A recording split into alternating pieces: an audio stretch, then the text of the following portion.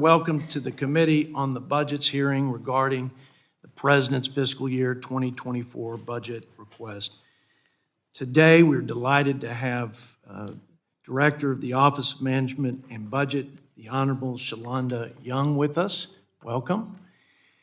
I appreciate your reaching out to me and starting this business relationship and your good faith efforts to work with me and my colleagues on the Republican side of the aisle.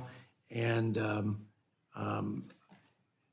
today we get the opportunity to unpack and understand the President's vision for this country, and as he says, the values and principles that he believes are best to guide our nation forward. With that, I want to yield myself such time as I may consume for my opening statement. Over the last 2 years, this administration's reckless spending and failed economic policies have resulted in continued record inflation, soaring interest rates, and an economy in a recessionary tailspin with the prospect of a catastrophic, and I would say irreparable, debt crisis looming over the horizon. 2 years. 2 years under this president, $10 trillion in spending, $6 trillion of which has been added to the national debt, all of which has ignited a cost of living crisis for working families who are struggling to survive. Taxing our job creators back to their knees as they try to get back on their feet after a nationwide shutdown. Paying people more to stay home than to go back to work, and waiving work requirements for able-bodied adults, trapping a whole new generation of Americans in poverty and government dependence. Weaponizing, and this is personal for me, being from West Texas, the energy capital of the world. Weaponizing a whole-of-government assault on American energy, the lifeblood of our great economy, a cornerstone of our national security, and the blessing of affordable electricity and gas for families across the country. This administration, I believe, has sown the wind of disastrous economic policies, and the American people are reaping the whirlwind of its cruel consequences. No one can look at our nation's balance sheet or CBO's economic outlook and not shudder to their core at the rapid deterioration of our nation's financial health and our unsustainable spending and debt trajectory. On March 9th, the President had the opportunity to recognize this sober and grim economic reality, reverse course, and show the American people that he understood the painful results of his failed policies. Instead, President Biden doubled down on his reckless spending, radical policies, and the woke and bloated bureaucracy that is bankrupting our nation. The President's budget proposes the highest sustained levels of taxes, spending, and deficits in the history of the United States. In the middle of a spending-induced inflation crisis that is crushing working Americans, the President's budget proposes $82 trillion in spending over 10 years, a spending per GDP that is 18% over the 50-year average and is the equivalent of $100,000 per family of four. $2.5 trillion in increase in the auto spend of mandatory spending. Nearly $100 billion in requests or proposals in discretionary spending year over year, a 6% increase over this year for FY2024 in discretionary spending. As job creators try to get back on their feet and our economy plummets into a recession, CBO projects that the GDP growth for next year will be a meager 0.1%. As this happens to the greatest economy in the world and to our families and to our family-owned small businesses, the President levies $4.7 trillion in new taxes on virtually everyone. Small businesses will lose the 20% deduction tax hike. Families will lose marginal rates where they were able to keep, after Republican tax reform, $2,000 more of their hard-earned money in their pockets, in their savings accounts. Tax hike. Doubling the death tax on farmers and ranchers who work hard to give us food security. They pay taxes, federal income, state income, property tax, sales tax. Now, twice the pain of this, what I believe is an unfair, un-American tax and the death tax. Nearly $40 billion in new taxes on American energy producers, which will only drive energy prices further up and penalize folks at the lower economic spectrum who are having a difficult time heating and this summer cooling their homes. And obviously, with energy independence, that will be jeopardized with more taxes passed on to consumers, and less investment, and less domestic energy production, and more dependence on foreign sources. And then finally, the highest rate of corporate taxes in the developed world. We will go back to having a higher corporate tax rate than communist China, so we can wave goodbye to America's competitiveness, say goodbye to the trillions that flowed back to our country, back to our manufacturing, creating more jobs and more opportunity and more prosperity, where all boats rose on the tide of the results of lower tax burden, lower regulatory burden when Republicans had control of Congress. By the way, when I say all boats rose on that tide, 6 million people were lifted out of poverty, the lowest poverty rate in the history. And what will Americans get for this unprecedented expansion and reimagination of the people's government? They're going to get more inflation, more shrinking paychecks, more skyrocketing prices at the grocery store and gas pump, soaring interest rates, more labor shortages, more of a culture of dependency, and overall a weaker economy and a more vulnerable nation. Are we going to get more safety and security for our nation? Nope. More economic freedom and prosperity? Nope. Greater access and lower cost of health care? No. Stronger and more resilient real infrastructure? In sum, are we doing our job as lawmakers of the greatest country in the world, as stewards of taxpayer resources, as fiduciaries of our children's future? Are we giving our children a safer, stronger, freer America? Not even close, in my estimation. Not even close. What I believe we're getting is more wasteful, woke, and bloated bureaucracy, a 20% increase in EPA. And we're asking for more spending. We're in an inflation crisis, and we're asking for 2,400 new climate activists disguised as EPA employees. We're going to get more infiltration of leftist ideology through divisive, in my opinion, divisive politicization of race and sexuality. Not running a better government, not running a more accountable government. The list is long. I'll spare you. But I agree with the president, Madam Director. I agree that budgets aren't just numbers on a balance sheet.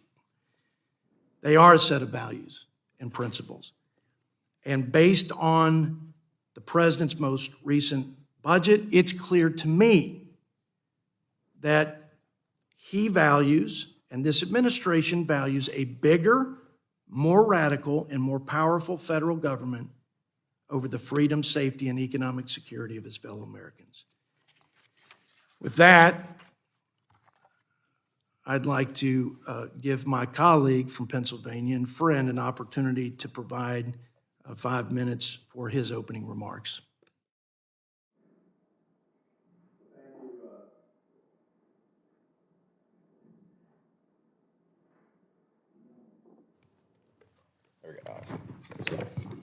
Thank you. He hit the talk button on me. Thank you, Mr. Chairman, and thank you, Shalanda, Director Young. It's great to have you back in front of our committee. What a difference 2 years and 2 months make. Under President Biden and congressional Democrats' leadership, we have rolled out vaccines and testing, seen a record 12 million new jobs, unemployment at 50-year-plus lows, and have had the strongest manufacturing recovery in this century. Democrats have proven that Congress can deliver for the American people while promoting fiscal responsibility. From galvanizing a record-breaking and world-leading recovery from the COVID pandemic, to rebuilding our infrastructure, to making major investments in America's economic competitiveness, to passing legislation to reduce the deficit, while at the same time lowering costs for American families. President Biden's 2024 budget is exactly the plan we need to build on this progress. And how proud I was to be with the president in my district in Philadelphia 2 weeks ago today when he unveiled this budget. One that lowers families' costs on everything from childcare to prescription drugs, housing to health care. It upholds the promise of Social Security and strengthens Medicare for another generation. It invests in America, in red and blue states, strengthening our communities and our economy. And it makes common sense reforms so that the wealthiest few and big corporations finally start to pay their fair share in taxes, just like the rest of us. Because it is damn unfair that a teacher or firefighter in my neighborhood in Northeast Philadelphia pays a higher percentage of their paycheck in taxes than a billionaire. This budget sets out our next generation for success by investing in their education, from universal pre-K to making college more affordable. It restores the full child tax credit that we passed as part of the American Rescue Plan. And when it was in place, that full child tax credit cut child poverty in more than half. It caps the cost of insulin at $35 for everyone and lowers the cost of other prescription drugs, saving Americans and our government money. Importantly, the Biden budget accomplishes all of this and more while making sure no one who makes less than $400,000 a year pays a penny more in new taxes. These investments are socially responsible, but they're also fiscally responsible. They will put our nation on better financial footing, reducing the deficit by $3 trillion over 10 years, and without taking a sledgehammer to the vital programs that keep our nation and American households secure. Now, that brings me to my next point. I'm deeply concerned by the extreme budget proposals that we're hearing from the other side of the aisle. Now, while we wait for the official Republican budget, we do know there have been other proposals that have been out there, most recently made by the House Freedom Caucus. One idea that seems to be gaining traction with many Republicans is cutting spending to fiscal year 2022 levels. Let me just take a moment to explain what that would do. 2 million Americans would lose access to health care services through community health centers, and more would see their health care costs rise. 640,000 families would lose the rental assistance that helps them stay in their homes. Rail safety jobs would be cut, dramatically reducing inspections. Thousands of police officers, border security agents, and other law enforcement officials will lose pay or worse, their jobs. And those are just a few examples. An analysis by Moody's Analytics found that cutting spending back to fiscal year 22 levels would push our economy into a recession, wiping out 2.6 million jobs and driving unemployment up to nearly 6%. You can't take an axe to the federal budget and then turn a blind eye to people who will suffer the blow. There is a human cost to budget cuts, and I'm concerned that that sometimes gets lost in this town. The president's budget lays out Democrats' plan and our math to achieve $3 trillion deficit reduction, while critically making the needed investments to improve Americans' quality of life. And it's all here for the public to see and, yes, critique. I would ask my Republican colleagues, when will we see your plan? What are you actually proposing that would help working families like my neighbors in Philadelphia? And how can you be so quick to dismiss the president's budget when we've yet to see your own? As we await the Republicans' proposal and markup, I'm glad that we can have this honest and fair hearing and openly debate what is in the president's budget. It is a fiscally responsible and pro-growth document. And Director Young, I thank you for being here to talk about this budget today. I yield back. Thank the gentleman and my friend, Mr. Boyle. In the interest of time, if any other member has an opening statement, I ask that you submit it for the record. I will hold the record open to the end of the day to accommodate those members who may not have had time to prepare written statements. Okay, now I'd like to recognize Director Young. Director Young, thank you again for your time today. The committee has received your written statement. We appreciate that. We made part of the formal hearing record, and we will now give you 5 minutes to deliver your oral remarks, and you may begin when you're ready. Thank you. Well, I'll use a little of that 5 minutes to echo how you started. Thank you for the relationship you and Ranking Member Boyle have. We all have differences. We've talked about this, very strong differences, but we've agreed to disagree but not be disagreeable. And you have my commitment to do that. Thank you. As we progress through this process. I also want to thank your staffs. 2 years ago, I sat where you sat in a slightly less nice room in the Appropriations Committee, so you shouldn't let them visit this hearing room. But thank you. I know it takes a lot to put on hearings like this. But thanks for having me here, the chairman, the ranking member, the members of the committee, for the chance to talk and discuss the president's 2024 budget. This president came into office with a very clear plan to grow the economy from the bottom up and the middle out, not the top down. And over the past 2 years, in the face of significant challenges, that strategy has produced historic results for the American people. Under the president's leadership, we've added more than 12 million jobs, more jobs in 2 years than any president has created in a single 4-year term. The unemployment rate has fallen to 3.6%, one of the lowest rates in over 50 years. We've taken action to lower prescription drug costs, health insurance premiums, and energy bills, while driving the uninsured rate to historic lows. And the president's economic plan is rebuilding America's infrastructure, promoting workers, and fueling a manufacturing boom that is strengthening parts of the country that have long been left behind.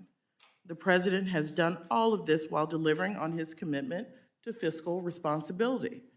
During his first 2 years in office, the deficit fell by more than $1.7 trillion, the largest decline in American history. And the Inflation Reduction Act will reduce the deficit by hundreds of billions of dollars more over the next decade.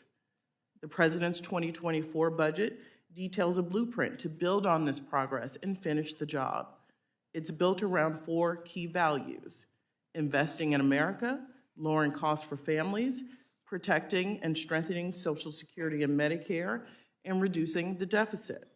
And it does all of this while ensuring that no one earning less than $400,000 per year will pay a penny more in new taxes.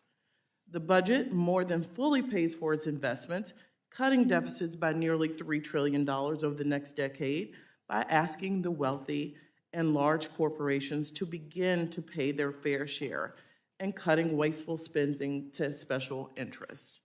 The budget builds on the progress made over the last 2 years and proposes additional policies to lower costs for working families, including for health insurance, prescription drugs, child care, utilities, college, housing, energy, and more. When working families have a little bit more breathing room, they help power our economy. The president believes that Social Security and Medicare are more than just programs. They are promises we have kept to generations of America's seniors. The budget keeps that promise, protecting and strengthening these programs without cutting benefits for our seniors who have paid into these programs their entire working lives. It also invests in America and working families.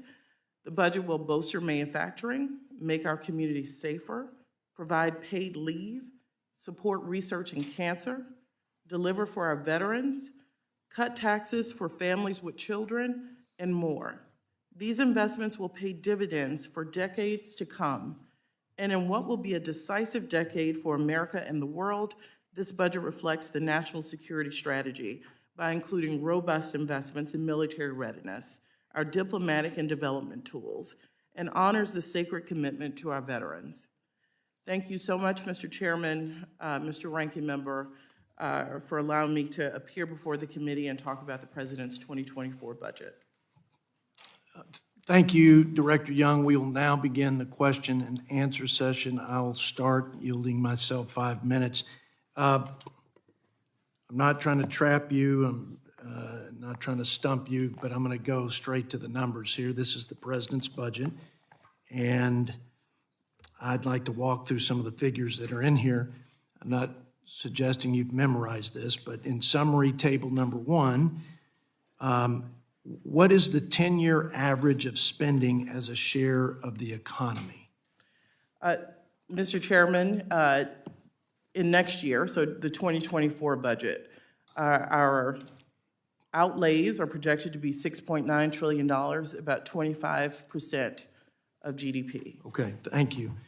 So you've answered correctly, and I appreciate the transparency. That almost 25% of GDP in spending over the 10 years is the highest sustained level in America's history.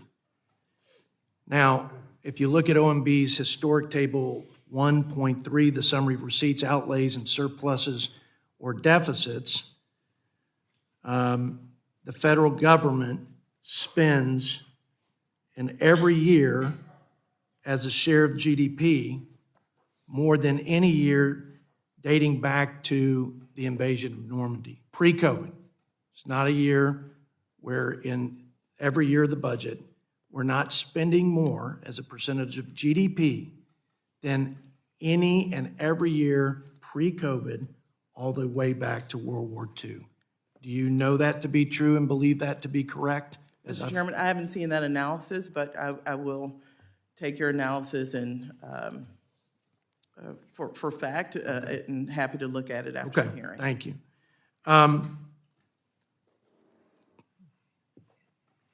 I think just about every economist on the left or right, and I certainly recall Larry Summers briefing a group of bipartisan members of Congress where he talked about the bathtub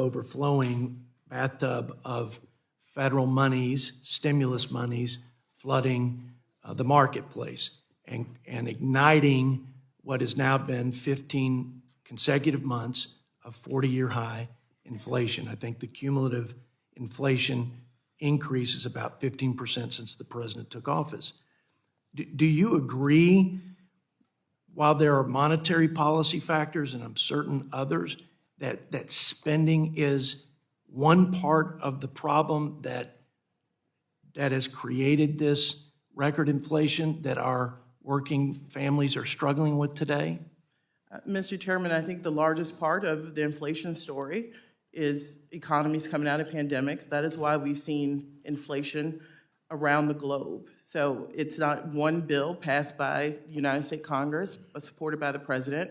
When you've seen inflation levels like we've seen them in the UK and France, what explains that? It tells us the pandemic, supply chain shortages, shipping companies, lack of competition certainly had a larger role. Do you think spending has any role? It absolutely can. I think it had a small role given what we've seen over the global economy. What I would tell you is most economists on the left, advisors to Democrat presidents, have said it plays a significant role. And there were warnings.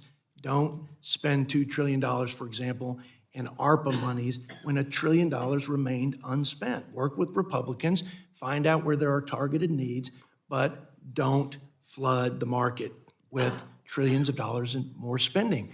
It's the old saying, when you're in a hole and you want to get out, the first thing you have to do is stop digging.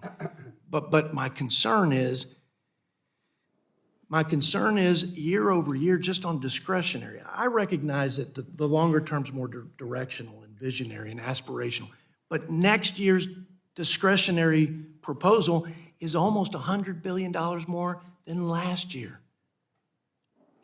I just, it's hard to understand when people are having to tighten their belts, they're changing their spending habits, they're struggling to make ends meet, and the president is asking not just for the $2.5 trillion in mandatory spending and all the things we've talked, but next year, $100 billion more in spending. Let me get to my last point, and I'll yield to my colleague. I'm from a border state. We are struggling and suffering with lawlessness and chaos like we have never seen. And everybody's overwhelmed. Border Patrol's overwhelmed. Hospitals are overwhelmed. Schools are overwhelmed. And the whole country is struggling with the flood of crime, gangs, and especially the drugs. Over 100,000 Americans have died last year, and it seems to only be getting worse. The president, with all due respect, and his Secretary of Homeland Security says, the border's secure. My people in Texas, and I'm certain because of the effects, the pervasive effects of the open border on all states, I suspect people across the country find that not just hard to believe, but insulting to say the border is secure. Maybe embracing open border policies and just accepting that as the policy and saying that's what I believe is the best for the country, that's different. But saying it's secure is insulting. But the budget, when you think about safety and security being the first and most important priority of the government, providing a common defense, you mentioned the investment in the military. The president's budget cuts Homeland Security by $600 million. So here we are in this unprecedented border crisis. I can report from my state, direct impact in my communities, in my district. And the president says we need 2,400 new EPA employees, 20% increase in EPA, but $600 million less for Homeland Security. I'm gonna just let you finish with my Q&A with an answer to that, because I don't know that there's going to be an answer that's going to satisfy. I hope it does. I hope it does, because we agree with you. We have to have, from a funding perspective, and not everything can be fixed with money, but in the border, we recognize more money is needed. We asked for money in December. We got a little over half. So we hope to partner and do a bit better than getting half of our budget request. We're asking for close to 9%, Mr. Chairman, an increase in DHS, about $6 billion.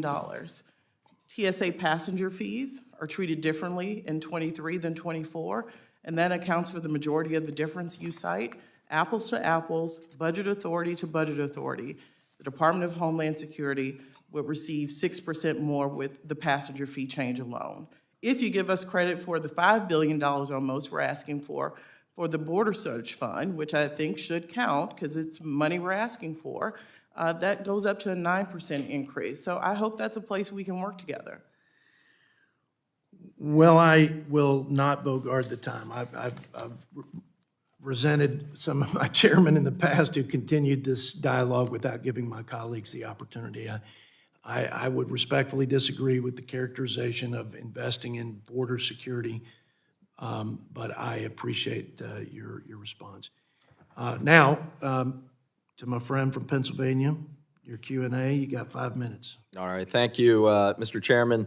I just wasn't planning on asking this, but just it was good dialogue around the American Rescue Plan, and I want to present some facts that weren't mentioned, although we mentioned it both in our opening statements. Can you state again how many new jobs have been created in the last 2 years? I said over 12 million is 12.4. And is there any 4-year period in American history where you saw that many new jobs created? No.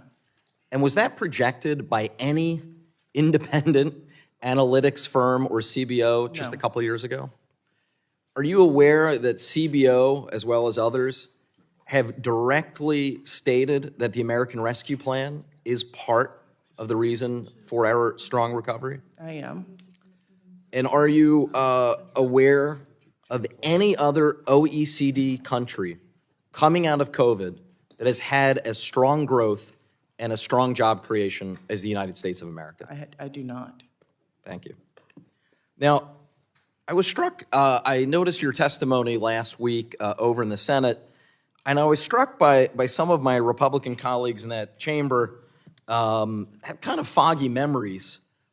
Perhaps it goes with serving in the Senate, but be that as it may, let me help clear up the record, since some seem to be confused on that other side. Senator Romney, Senator Scott, Senator Lee, Senator Graham, Senator Thune, as well as others in this chamber, have explicitly called for benefit cuts to Social Security. And if any one of them doubt that, I'm happy to provide those quotes for the record. Let me quote one exactly, Senator Mike Lee. He has said, and I quote, "It will be my objective to phase out Social Security, to pull it up from the roots, and to get rid of it," end quote. So, on the other hand, the president's budget makes it pretty clear that there will be no cuts. But there seems to be some confusion out there as to this matter. So can you please talk about the prospect of Social Security cuts that some have clearly called for in relation to the president's budget? Well, you've laid out some of the history there. I'll just talk about what the budget does on Social Security. The president fully funds. Budget is about values, and he strongly believes that benefits should not be cut for seniors who have paid into this program, and his budget reflects that value. Thank you.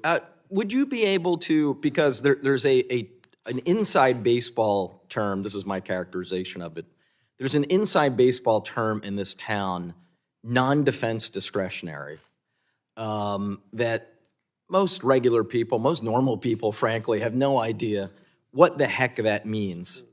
So when some on the other side talk about cutting non-defense discretionary, that might sound reasonable to some. Could you give some real-life examples of what exactly we're talking about if we saw cuts to non-defense discretionary? Sure, I'll start with one we just had a discussion about, border security. That is a non-defense discretionary. Veterans medical care is a non-defense discretionary. Our law enforcement, state and local grants is in discretionary. FBI is in discretionary. Rail safety, air safety, TSA, wait times, Pell grants, child care block grants, Head Start, WIC, housing vouchers, to name a few. And those are just a few. To name a few. Yes. Well, let me, just because I want to, like the chairman pointed out, in the past when chairs and a ranking member, not necessarily in this committee, but have exceeded or taken up their time, if you're kind of on the end of the dais, it can be a little painful. So I will just stop there. We'll yield back. And thank you again, Director Young, for being here. Thank you. Thank you, Mr. Boyle. And now we will recognize our fellow members, starting with the gentleman from South Carolina, Mr. Ralph Norman. Thank you, Mr. Chairman. Thank you, Ms. Young. Thank you. Thank you, Ms. Young. I appreciate you taking the time to come. I'm a real estate developer. I don't think I've ever seen a time like this where this country is in the shape that it's in. So goes housing, so goes the economy. I will tell you, because of this administration, the housing is pretty much tanking, and I'm in a state that that is supposed to be booming. To talk about his budget, let me just go over a few things. And as I get out and talk to the people, the businesses in this country, and indicate, and when I tell them some of these things that is in this president's budget, when you see $3 billion to advance gender equity and equity among the bronze-range sectors, I hear nobody saying this is a national concern. I appreciate my money going there. When I see the mention of climate change 42 times, LGBTQ 7 times, diversity 16 times, For the mom and dad trying to run a business, I don't hear them saying, yay, this is a great thing. This is a good use of my tax dollars. $1 billion for Central America and Haiti, again, with no policy changes to rein in the illegal immigration, to go into Haiti.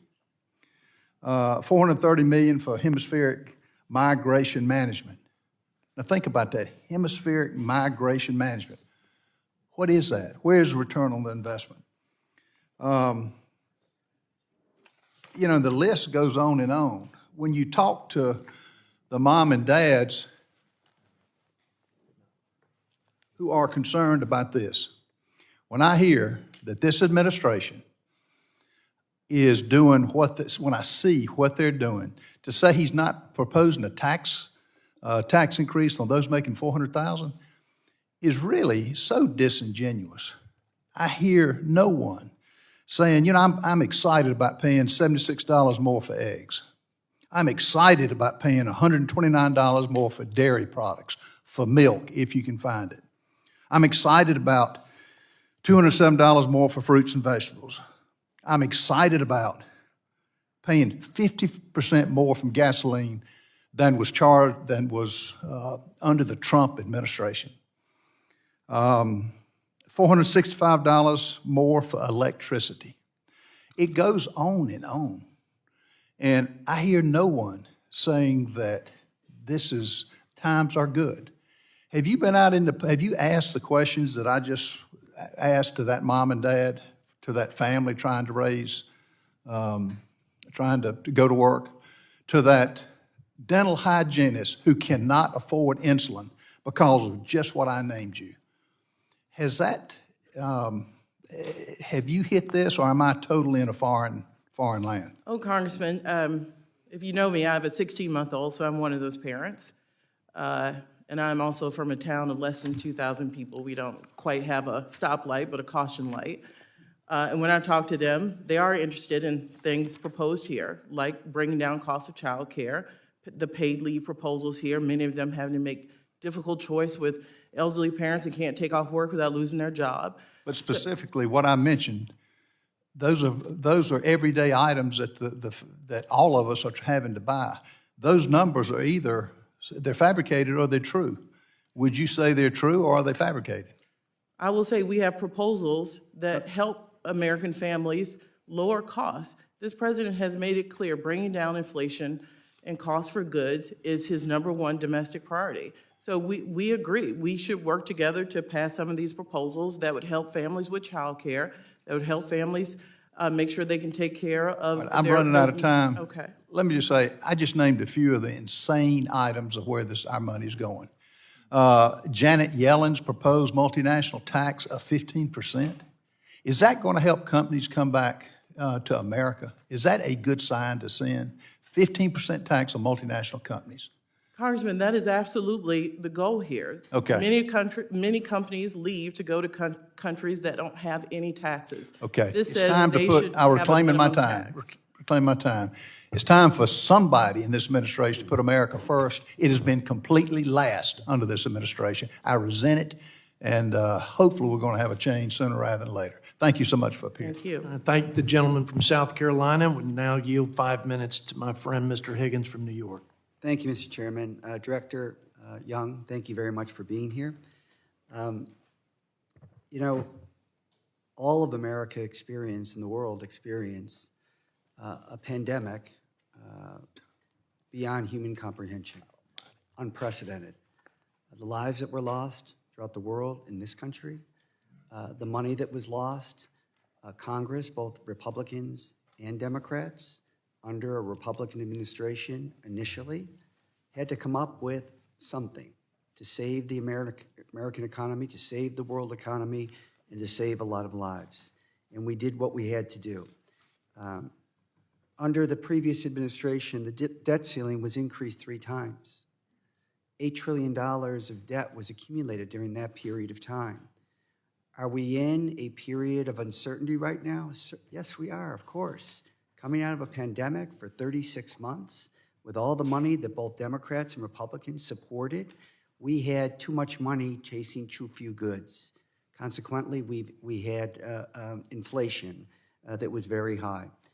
Bloomberg Analytics did a series with all of their economic columnists to talk about the Biden administration and the 10 metrics by which it will be judged. And the initial narrative said that Biden is on track to become the greatest jobs-producing president in the history of America. 12 million jobs created in 2 years, more than any administration in a period of 4 years. The unemployment rate down to 3.4%, the lowest in 54 years. Yes, inflation is still high, but the forecast, based on Bloomberg Analytics, is at this time next year, the inflation rate will be at 2.25%, normal by historical standards. So we have a budget that's been proposed by the administration that is $6.9 trillion. We have a $23.5 trillion economy. That budget is nearly 30% of the entire economy. If we were to default on this budget, as some are threatening, you would see $20,000 lost in retirement savings by every American. You would see the stock market fall by 1/3. You would see the elimination of $12 trillion of family savings, 2.6 million jobs lost, and the economy would drop by 5%. The responsible thing to do is to come up with a budget that people can live with, but can also help grow the economy. I would submit that the Biden budget, if it does one thing that is clear and compelling, it is investing in the growth of the American economy. This is, in fact, what we need after 36 months of hell. So the chairman spoke of issues of lawlessness and chaos, and there are several budget proposals that I've reviewed. One by the Republican Study Committee plan. It would balance the budget in 10 years. To do so, and by the way, 173 of 122 Republican House members are part of the Republican Study Committee. To do so, you would have to cut Social Security by 4%, Medicare by 24%, Medicaid, child health insurance by 49%, other spending, food assistance, farm subsidies, military retirement, anti-poverty programs, 60%, veterans health, transportation, education, law enforcement, 49%. If they were to, and there's several plans out there, but if you're not hitting Social Security and Medicare, which you are in this plan, let's say you just take those off the table in military spending. What does that do to the law enforcement budget to address the lawlessness and chaos that the chairman speaks of? Well, I gave the ranking member a list of things that we call non-defense discretionary. I noted FBI, other law enforcement like Marshal Service, billions of dollars in grants to state and local law enforcement agencies. CBO has looked at proposals that would, if they did not touch Social Security and Medicare and you want to balance in 10 years, those things go away in non-defense Excuse discretionary. me, the federal funding for law enforcement agencies, that's like the COPS program? That is correct. COPS, Burn Jag, the whole host of things that go out to state and local law enforcement prosecutors from the Department of Justice budget. So it would adversely affect law enforcement and the prosecution of criminals. Well, you wouldn't have more cops in the beat. This president's asked for 100,000 more. You couldn't do that, and you'd also lose. I Thank thank you. the Yield back. gentleman Thanks. from New York. And now would recognize gentleman from California, Mr. McClintock, for 5 minutes. Madam Director, my concern with this budget and the ideology that has produced it is that it takes us far from the fundamental principles that have produced the prosperity and freedom that Americans once enjoyed. Except for World War II and the COVID panic, the sheer size of spending is unprecedented, both in its amount and as a percentage of GDP. Free markets are inherently democratic because every consumer, every day, votes with every dollar that they spend on what they want the economy to produce and at what prices they're willing to pay.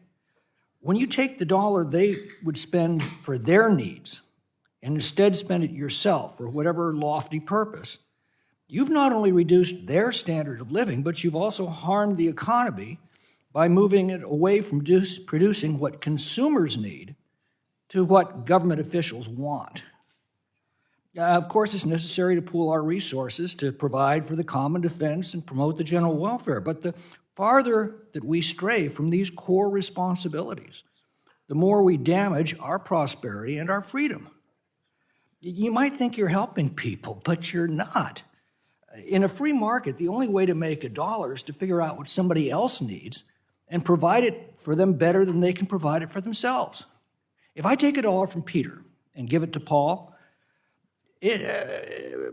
Peter's earned that dollar by helping others. Paul hasn't. I take a dollar from Peter and give it to Paul. Paul's got an extra dollar to spend. That's true. But Peter now has one less dollar to spend in that same economy. And here's the real damage. You've robbed both of a dollar's worth of incentive to help each other.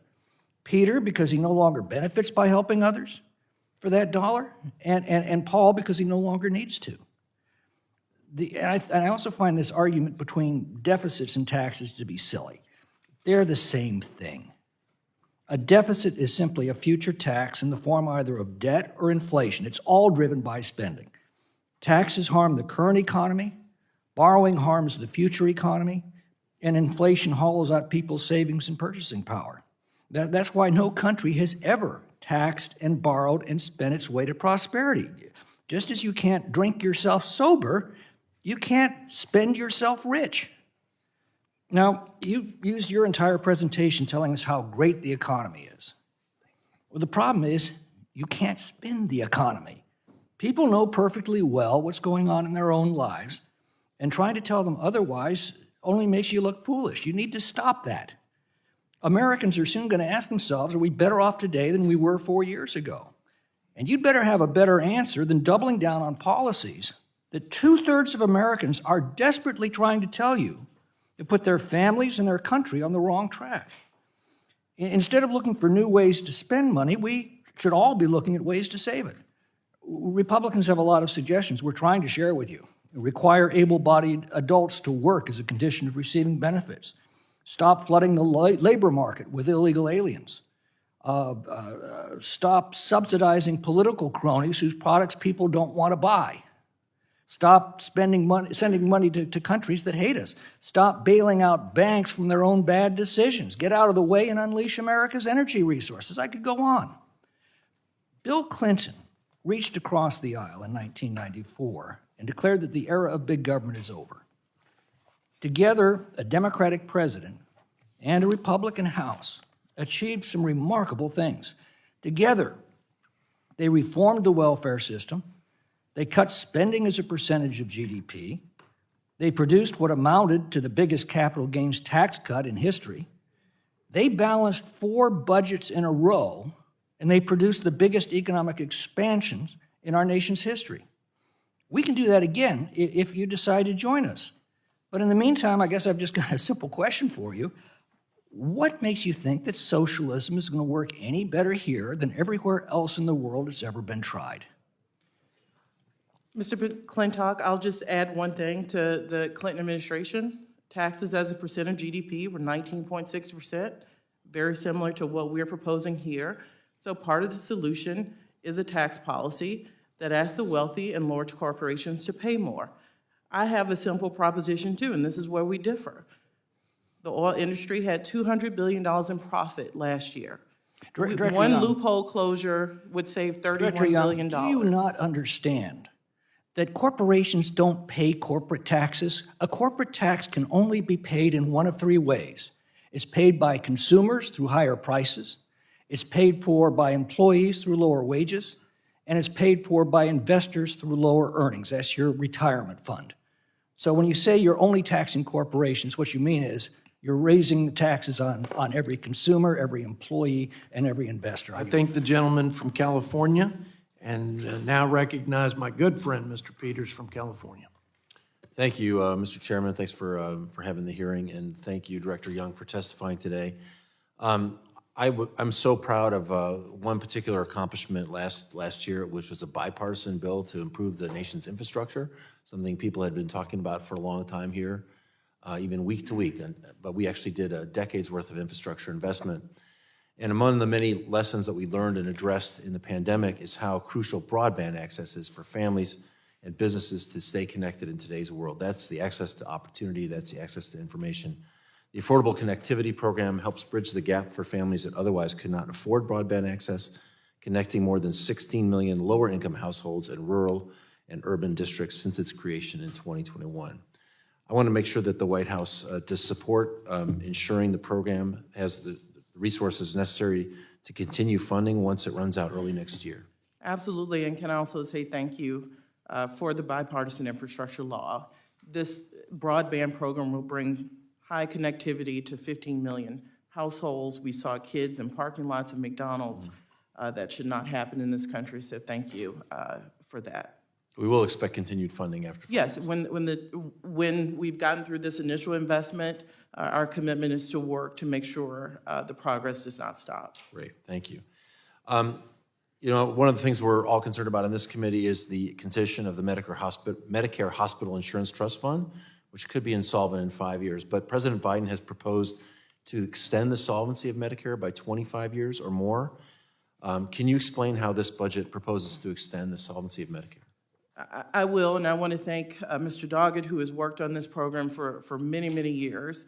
And the president's policy aligns with his and goes a step further, where we take the net investment income tax that was always intended to go to solvency and move that over to help the trust fund. We also close loopholes. Some wealthy have found ways, legal ways, not to pay into Medicare. We close those. And we also ask those making more than $400,000 to pay 1.2% more, up to 5%, while middle-class working families continue to pay 3.8%. Great. And how long will you anticipate that will extend the?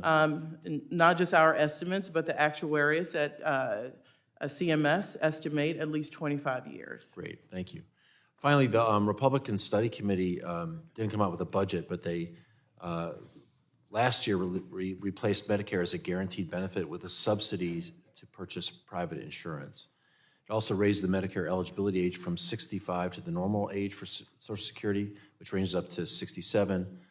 And the subsidy wouldn't cover enough of the costs, and out-of-pocket increases for seniors would be significant under that approach. The president's budget takes a different approach and protects Medicare by extending its life for 25 years or more. Can you tell us a little bit about your reaction to the RSC budget and the differences between the president's budget and the RSC?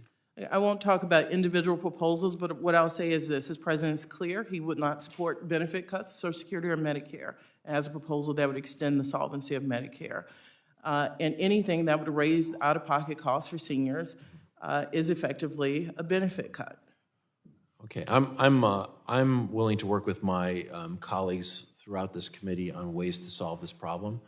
I just think the draconian approach we saw from the RSC, which is the only suggestion we've seen so far in an official way from the other side, is not going to be acceptable, and look forward to continuing discussions, and thank you again for your work. I thank the gentleman from California and now recognize my friend from Wisconsin, Mr. Glenn Grothman. Thank you. Obviously, a budget is a long thing to go through, and I hope I caught everything, but I don't know. I don't see any work requirements here for what the public would call welfare, like EBT, food stamps, that sort of thing. Did you decide to put any work requirements in there? Mr. Grothman, you know work requirements are a part of several of those programs already. We have not changed those work requirements. Okay, there are a lot of people are getting stuff without work requirement, but you have not changed that. Next question. On the child tax credit, historically, you know, that can be $3,600 for a child under 5, $3,000 for a child over 5. So if you have like 4 kids, that's can be, you know, $14,000 a year. Most recently, there were work requirements to get that child tax credit. You wouldn't just be able to walk down and get, another $1,200 a month. It looks to me like that you're changing the law so that you no longer have to work for that, but it becomes an outright, like I said, if you have 4 kids, it can be an outright $14,000 a year, tax-free gift. Is that what we're doing here? Are we increasing the amount you get for not working by that amount? Mr. Grothman, what we're trying to do is in 2021, the child tax credit was raised. There is a child tax credit now. And in 2021, we raised that amount from $2,000 to $3,000 for older children, $3,600 for younger children. What we saw, and I think many analyses were done, was that child poverty was cut in half in this country. So we are trying to go back to the policy we saw work in 2021. Just so I understand, I'm sure if we gave everybody, $30,000, there'd be no poverty in the country. But the question is whether that's good public policy. You are changing the rules to remove the work requirement for that child tax credit, right? We're not doing that. We're changing the amount so families have more in which to help their children. Okay, so you're giving them more whether they work or not. Next question. And I think it therefore would encourage what I'll call the welfare lifestyle. Don't work, don't get married, and you still have a substantial sum of money. Next question. We talk about the unemployment rate, but even more significant is what I call the labor participation rate. It looks to me like, we were floating around 63.5, that sort of thing before the COVID. We're still down around 62.4. So there's been a drop in the labor participation rate, which I think is a lot more relevant than the unemployment rate. Is that true? Has there been a significant drop in labor? You stated the figures. We are almost back to pre-pandemic. The good news is prime age workers, those 25 to 52, I believe is the age, we are back to pre-pandemic levels, and that is what you want to see with prime wage workers. Okay, but we're down about a full percentage point. Overall. Overall, correct. Another question with regard to the calculation of labor force participation rate. There are many people out there working, making maybe $14,000, $15,000, $16,000 a year. And if you talk to employers, you hear there are a lot of employees today, because of the generosity of government benefits, who don't want to work more than, maybe 20 hours a week or 15 hours a week, because then they begin to lose their benefits. So if I'm somebody working 25 hours a week or 20 hours a week, and one of those people who are telling my employer I don't want to work any more hours because I'm going to begin to lose benefits, is that taken into account in the labor force participation? Mr. Grothman, I think most American families, regular folks that I was asked if I talked to earlier, would tell you they have a much more complicated story about why they choose to work. My guess is, because I've been there, the figure you stated, $14,000, pays about half of my child care bill. So families have a very complicated dynamic in which to make sure their kids are taken care of and balance that with their salary. I think you got to get out in the real world a little bit. I'm going to ask you again. Does that take into account people who are telling their employer, I can't make more than X and X because I'll lose my government benefits? What I'm telling you is families have very complex dynamics. They're complex. That we should all take into account. Okay. Now, there are many, many spending increases in here to hire more bureaucrats, to increase diversity of a variety of different programs.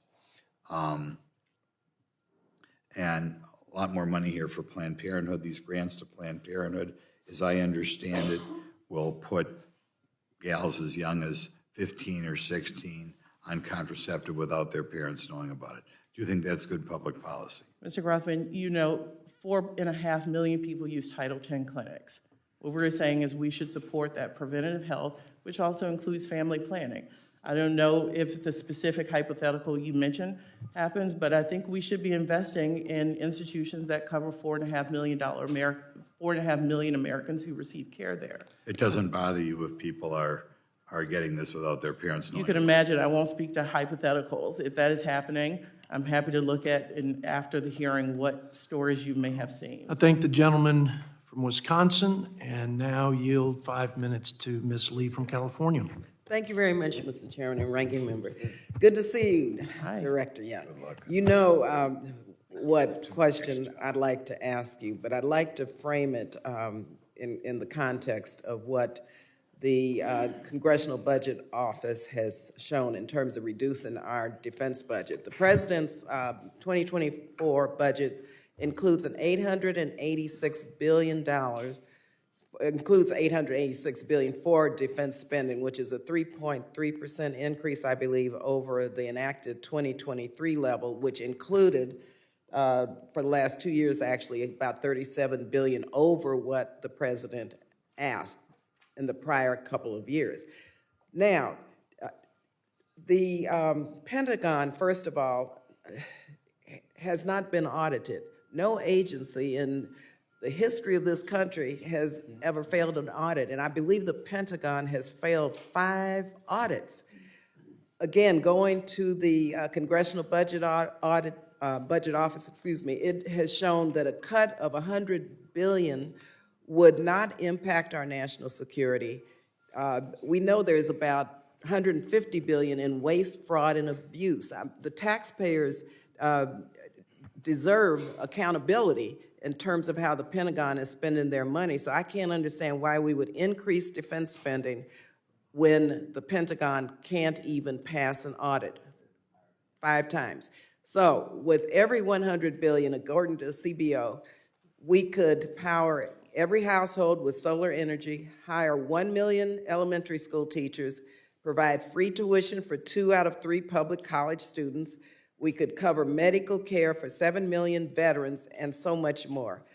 And so I'm trying to get a handle on how did the administration arrive at this funding level given the increases above what the administration asked for the last couple of years, and how can we justify increasing an agency or a department that has failed 5 audits? Congresswoman, you probably won't be surprised. I will get that from you. I will get a wildly different belief that we should be doing more on defense from some on this panel today. What we try to do, because you can't, people have strong feelings on both sides, is follow the national security strategy. What is the right amount based on the strategy we have to defend this country, to counter China, it's a very complex world. We also increased something I know you're interested in, as you chair the State Foreign Ops Appropriations Subcommittee, our diplomatic line. It's not an either or. We have to make sure our defense strategy is fully funded and we counter our adversaries and our competitors. We also have to make sure those diplomatic lines, and we're interested in making sure both of those things are robustly funded. Thank you for that, but I also know that taxpayers deserve some accountability. Everyone must be accountable to spending public money, every agency. It's failed an audit 5 times, and in fact, our 3 legs of our national defense development diplomacy. In the last few years, my budget as chair of State and Foreign Ops was approximately $64 billion. Defense was approximately $750 billion. And so we need, again, some rebalancing if, in fact, we're going to prevent conflict and wars. And many generals have indicated that to not only this committee, but to other committees. And so I would hope that the rebalancing at this point in history with the Biden administration would be looked at very carefully, and also finally accountability for taxpayer dollars. So how do we spend more, again, when in fact the Pentagon has failed 5 audits? They have not received a clean audit, and I told this to a member last year on this committee, I believe. We need to fix that. I know the complicated answers and the details. The DOJ has a lot of property, and I know that weighs heavily into their ability to get a clean audit. But we cannot not follow our national security strategy. But again, the CBO has indicated that cutting $100 billion would not tamper with nor even touch our ability to ensure our national security. Let me just ask you very quickly, because again, going back to $100 billion, the CTC expansion of the childhood poverty rate, the CTC actually reduced poverty rates among children. What happens if we make it permanent? How would this policy make meaningful changes in child poverty levels? Well, we beta tested in 2021, it cut child poverty in half. So we believe we should bring it back and make it permanent. And in the president's budget, it's, He would make the refundability part permanent, but in 2025, we have a lot of tax cliffs, and our proposal would take this to 2025 so we can deal with those thank you holistically. for your answer. I thank the gentlelady, and I really appreciate, regardless of whether we agree or disagree on how to resource the people's government, and regardless of whether we agree or disagree on specific programs, I really respect the seriousness, the diligence on elevating the level of accountability on, are we getting what we paid for? Not are we, our taxpayers. Is the public impact, the desired goal being met? And so I respect that, and I hope we get more of that throughout this Congress. So with that, I'd like to yield 5 minutes to my friend from Pennsylvania, Mr. Lloyd Smucker. Thank you, Mr. Chairman. Director Young, thank you for being with us today. This budget proposes about close to $5 trillion in new taxes. Am I in the ballpark, Director Young? 4.7, so 4.7 in new taxes. It would be $65 trillion in total taxes over the next 10-year period, which would be record high taxes ever proposed. Agree? I mentioned some Clinton statistics on percent of GDP, so we'd be in line with where we were in the 90s on percent of GDP. 19.6% of Correct. GDP is record high. Mr. Chairman, the Tax Foundation released their analysis of the President's tax proposals this morning. Just very briefly, they find these tax hikes would be devastating for the American people. The burden of higher taxes hits middle-income families, once again breaking Biden's promise. It would cost 335,000 jobs, would reduce wages, and would reduce GDP by 1.3%, which would increase the deficit even beyond what is being proposed here. So, Mr. Chairman, again, this is by the Tax Foundation released just this morning, the details and analysis of President Biden's fiscal year 2024 budget proposal. Would like to insert that into the record. If Without objection, so ordered. and I'd like to then get back to just a few comments that you made during your open comments.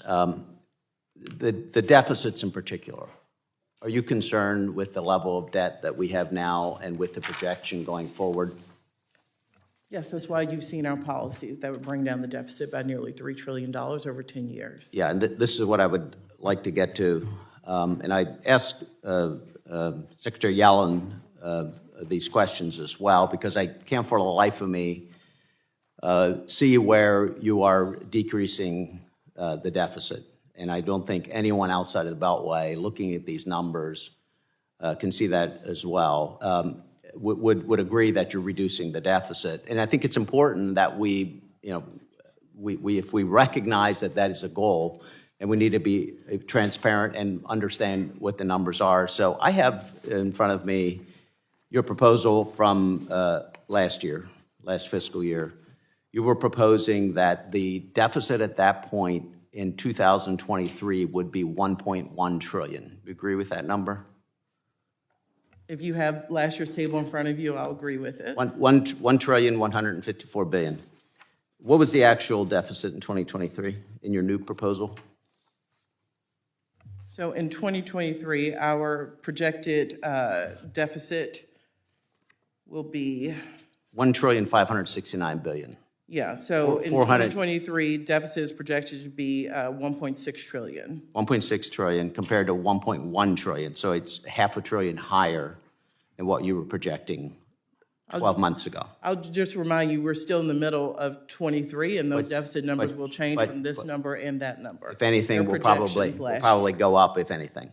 Absolutely not. We actually had lower deficits last year than our budget projected in 22. It's 40% higher than you were projecting last year at this time. In 2022, our deficit projections were lower than the 1.7 trillion actually. Let's look at one more year. Last year at this time, you were projecting a deficit of 1.2 trillion for 2024. That's the upcoming year. What are you projecting in 2024 now? 1.8 trillion. 1.8 trillion. You think that's reducing the deficit? So you are comparing projection to projection. I am. Interest rates have changed since then. Our economic projections have changed since then, unemployment, and that all factors into I am the comparing, numbers. I'm comparing what your plan was a year ago Projections. to your projections now, correct? Last year at this time, you were projecting 14 trillion in total deficits over the next 10-year period. This year, you're projecting 17 trillion. That's 3 trillion more in deficits. Where are you seeing reductions in the deficit?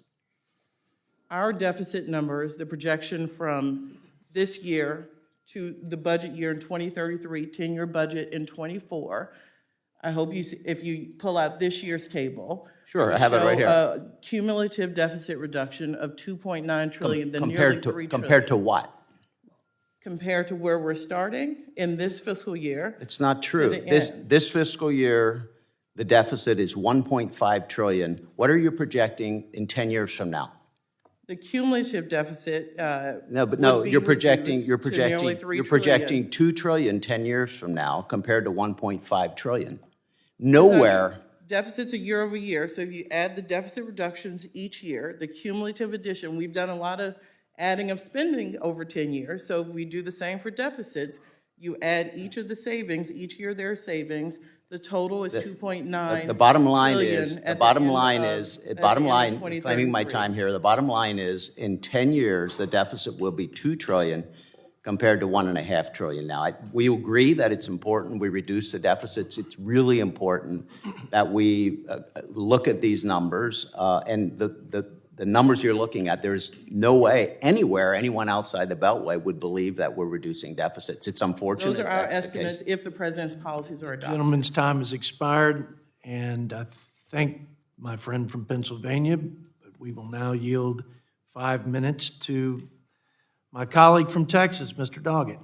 Thank you so much, Mr. Chairman, and thank you, Director Young. You know, I had hoped this morning we might see some specific Republican alternatives to this budget so you could compare and contrast them with your insight on this, but we seem to only have harangues against the successes of the Biden administration. I'd like to focus your attention specifically on Medicare. I'm pleased that the President included as one of his 4 pillars of his initiative the importance of protecting and preserving Medicare for the future. As you know, I introduced legislation last year that was designed to extend the solvency of the Medicare Trust Fund to 2040 by relying on the net investment income tax and closing a loophole, redirecting all the funds from that tax into the Medicare Trust Fund as was originally intended. President Biden has taken the additional step of proposing a tax on the very top earners that would extend Medicare solvency far beyond 2040. He has been successful, I think, in essentially shaming Republicans into saying that they won't cut Social Security and Medicare, but they don't appear to have offered any alternatives, as he has, as I've tried to do, to assure that Medicare will be solvent and available to pay those benefits.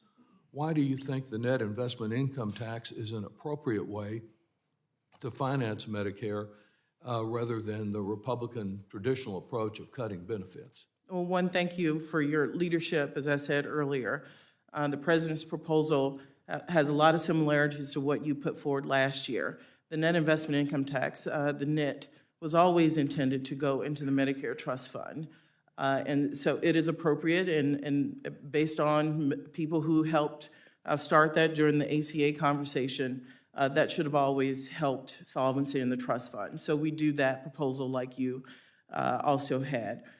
We close loopholes, I believe like your bill did as well, ensuring that the wealthy pay into Medicare Trust Fund, the same as everyone else who goes to work. We go a click further by saying those making over $400,000 should pay 1.2% more than middle-class families, and those making under $400,000 by paying 5%. Thank you very much, and certainly that contrasts with the only Republican budget we have out here, which is the Republican Study Committee, which proposes to privatize Medicare and really eliminate it as a guaranteed benefit. Let me ask you also about a second aspect of that, and that is to assure Medicare's fiscal health. I'm concerned about tens of billions of dollars that are lost in provider fraud. These are not victimless crimes. They impact the security of the Medicare program. I've introduced a Medicare Fraud Detection and Deterrence Act to close a shocking loophole that CMS does not apparently have authority to take away a national provider identifier number that fraudsters use to bill Medicare, and it would give CMS that authority. Additionally, I have legislation concerning preventing Medicare telehealth fraud, where without ever seeing a patient, lab tests that are not necessary and very expensive, or expensive services and equipment, are provided to someone through telehealth. There have been billions of dollars that have been the subject of Justice Department action trying to do something about this, but the key, I think, has to be preventing this fraud from ever occurring in the first place. And I would just ask you if I can count on your office and CMS to work with us in securing scores on the savings that can be achieved to Medicare by devoting our efforts to preventing fraud from providers before it ever occurs. I don't want to speak for the CMS administrator, but I think I know her well enough to speak for both of us when we say we'll be happy as an administration to work with you on that. Thank you so much, and I yield back, Mr. Chairman. Thank the gentleman from Texas, and now would yield 5 minutes to my friend, Mr. Klein from Virginia. Thank you, Mr. Chairman. I am concerned by this budget request because deficits, as far as the eye can see, into perpetuity is not the way we're going to achieve fiscal responsibility in this country for the future of this country, for the future generations of this country. We owe it to them to rein in the excessive spending that we've seen over the past several years, particularly over the past 2 years. One of the existential threats facing this country is our level of debt, our excessive deficits, now over $1 trillion a year and growing by all accounts over the next 10 years under the president's budget. Another threat to this nation is immediate and direct and is on our southern border and is being ignored by this president. I see that last year Congress enacted $61 billion for Homeland. This year the budget proposes, and I'm just reading a number here, $60.4 billion in discretionary budget authority. And I know that you're talking about TSA fees and other kinds of revenues, but that is a cut for Homeland, even in the face of 2.7 million Border Patrol enforcement actions, a 30% increase over fiscal year 2021. And since President Biden's been in office, there have been nearly 4.7 million migrant encounters at the southwest border. The population of Virginia is 8.8, so you're over half of the population of Virginia at this point. That's not counting the 1.2 million known gotaways who evaded Border Patrol agents in the last 2 years. But despite this increase, the Biden administration is looking to cut the appropriation for the department as a whole, including for U.S. Customs and Border Protection and U.S. Immigration and Customs Enforcement. But at the same time, in a reflection of the values of this administration and their failure to protect the rights enshrined in this Constitution, the President's budget requests $2 billion for the ATF to increase regulations of the firearms industry, among other directives. Can you tell me specifically, of this $2 billion, will any of these funds go toward the enforcement of bans on pistol braces, often used by veterans, assault rifle bans, the creation of a gun owner registry, or the elimination of manufacturer immunity as part of their efforts to increase regulation of the firearms industry? Let me be very clear what the ATF funds are about. Keeping guns out of the hands of dangerous people, implementing the Bipartisan Safer Communities Act, and making sure criminals don't have access to guns, which are being trafficked in this country. That I think is a bipartisan concern. We can do that without infringing on the rights of law-abiding citizens. And on DHS, So your I'm happy to commitment- submit for the record that DHS is actually getting a 9% increase. So I welcome bipartisan cooperation to provide these resources. I reject the characterization of it as a 9% increase, but your question is, your answer, can you commit that none of these funds will go to the creation of a gun owner registry? This is, and Gun owner I'll registry, repeat it. specific to gun owner registry. Law-abiding citizens Tracking gun owner should have, is not the focus. It is about going after dangerous criminals. Everybody in this country has seen mass shooting after mass shooting after mass shooting, and they are asking us to do more about it. This is what that's about. So this administration wants to create a gun owner registry to track the lawful purchases of guns by law-abiding citizens. That is a violation of the Constitution, and I think it demonstrates the neglect of this administration to its responsibilities under the Constitution to protect those rights of the citizens. I yield back. Thank the gentleman for Virginia, and we'll yield to my good friend from California 5 minutes, the great salad bowl of the country, Jimmy Thank you, Mr. Panetta. Chairman. I appreciate that. It's an honor to be here with you and the ranking member, and appreciate this opportunity. Director Young, thanks for being here, and thanks for the good work you've done over the past couple of years, especially with your help in passing some historic pieces of legislation that's led to, basically last month, 517,000 jobs created. This month, 311,000 jobs created. Inflation's gone down 3 percentage points to 6%. Unemployment is at 3.4%. The deficit to GDP has fallen from 15 to 5%. The deficit has fallen by 1.7 trillion. Wages are up, savings are up, and boy, are corporate profits up as well. However, obviously we understand that we want to ensure that we do lower our debt and deficit, but the last thing we want to do is screw around with this thing called the debt ceiling, because if we start to do that, if we even threaten that, basically you're going to see GDP decline by 4%, 6 million jobs are going to be lost, unemployment's going to go up to 9%, and stocks are going to plunge, basically causing a $15 trillion hit to our economy. So look, we got a lot of work to do. We understand that. And obviously there are hardships right now that many working families are facing, but clearly we have a good foundation going forward upon which we can tackle these challenges. Now, some of the challenges that we're facing also have to deal with basically the recent storms in my district that we've faced. And I got to admit, I appreciate the fact that you're probably one of 2 directors of the OMB that are familiar with the word pajaro, and you don't even have a personal connection to it. But I appreciate your partnership that we've developed in at least addressing the Pajaro River Flood Risk Management Project there in the 19th Congressional District. Obviously, I've raised the alarms about the risks of the potential failure of flooding in that levee, and unfortunately, just last week, the people of the town of Pajaro experienced what can happen when there is flooding, considering that they're completely out of their town at this point and not able to go back in because of a breach of that levee. Now, there's been an authorization to have this project fixed.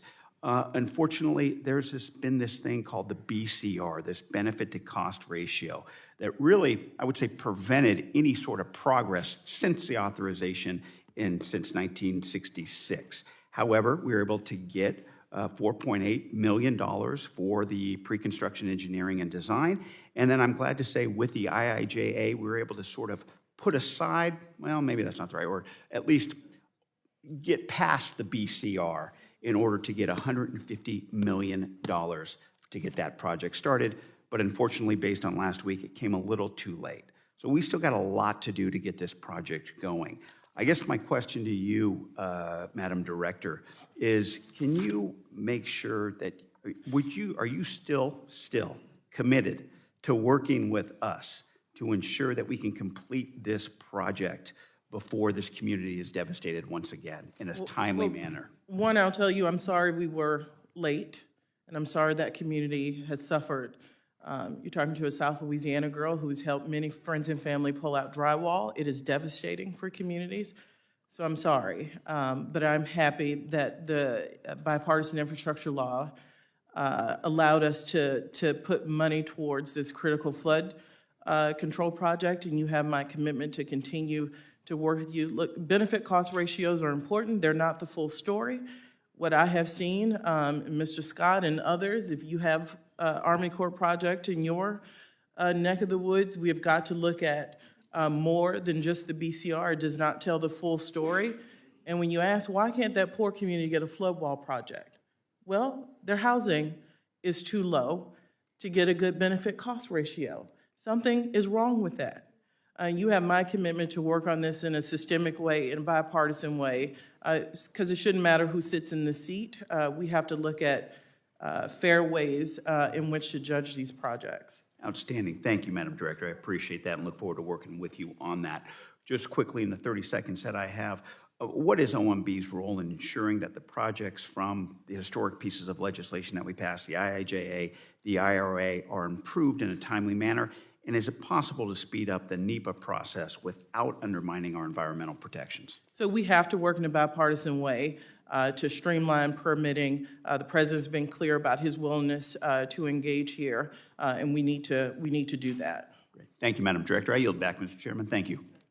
I thank my friend from California. I'm sitting here watching you, observing such good behavior. We serve on Ways and Means Committee, and I don't mean to be a flip about it, but then I look over and see one Leon Panetta, and now I understand why you are behaving so well.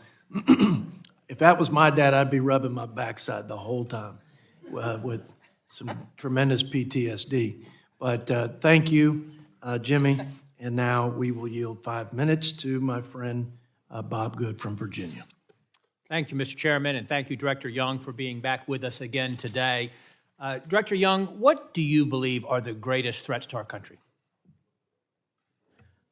There are a lot of threats. One, we talked about defense. Just kind of quickly, your 3 or 4. Yeah, making sure that we have a strong national defense to protect Americans against international threats.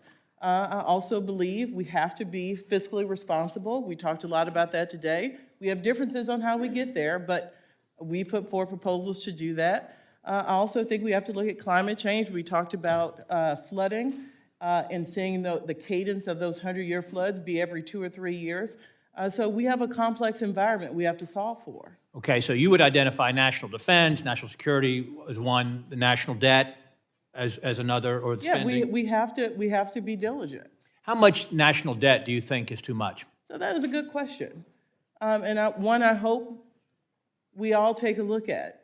We believe one thing to look at is real net interest. No, just how much national debt do you think? When does national debt become a problem? How much? I personally don't believe looking at a gross number tells the story. I think you have to look at percent of GDP. I think you have to look at the cost of servicing debt. Most economists will tell you it is more. If I may, how much is our national debt now? The national debt, if you look at just public debt, is a little over $24 trillion. Our total national debt is how much? If you add in debt that other government trust funds our total national debt would take it to over $31 trillion. But that is government to government. And how much does that equate to per American citizen? I have not divided by the number of citizens, but you know we don't pay the debt that way. We don't go out and tax individuals. You're correct that we don't pay the debt. That's exactly right. We're continuing to spend more and add to that debt. So let me help you with that. The national debt is about $32 trillion with 330 million American citizens. It's about $100,000 per American citizen. What do you think the average American citizen might say they've gotten for their share of the $100,000 national debt? Congressman, that is a great question why we're here today. What investments make sense for the American people? And we have a whole suite of proposals about lowering with us at $100,000 in national debt per citizen, at $32 trillion for 330 million Americans. When would that become an unsustainable problem? When does that become just a tremendous national threat that we've got to deal with in terms of cutting spending? When would that happen? Congressman, we're putting proposals forward today. The president's policies would bring down the deficit by nearly $3 trillion over 10 years. I know there's disagreement about those, but it's in black and white. You mentioned our debt as a percentage of national GDP. What is the percentage of debt to national GDP now?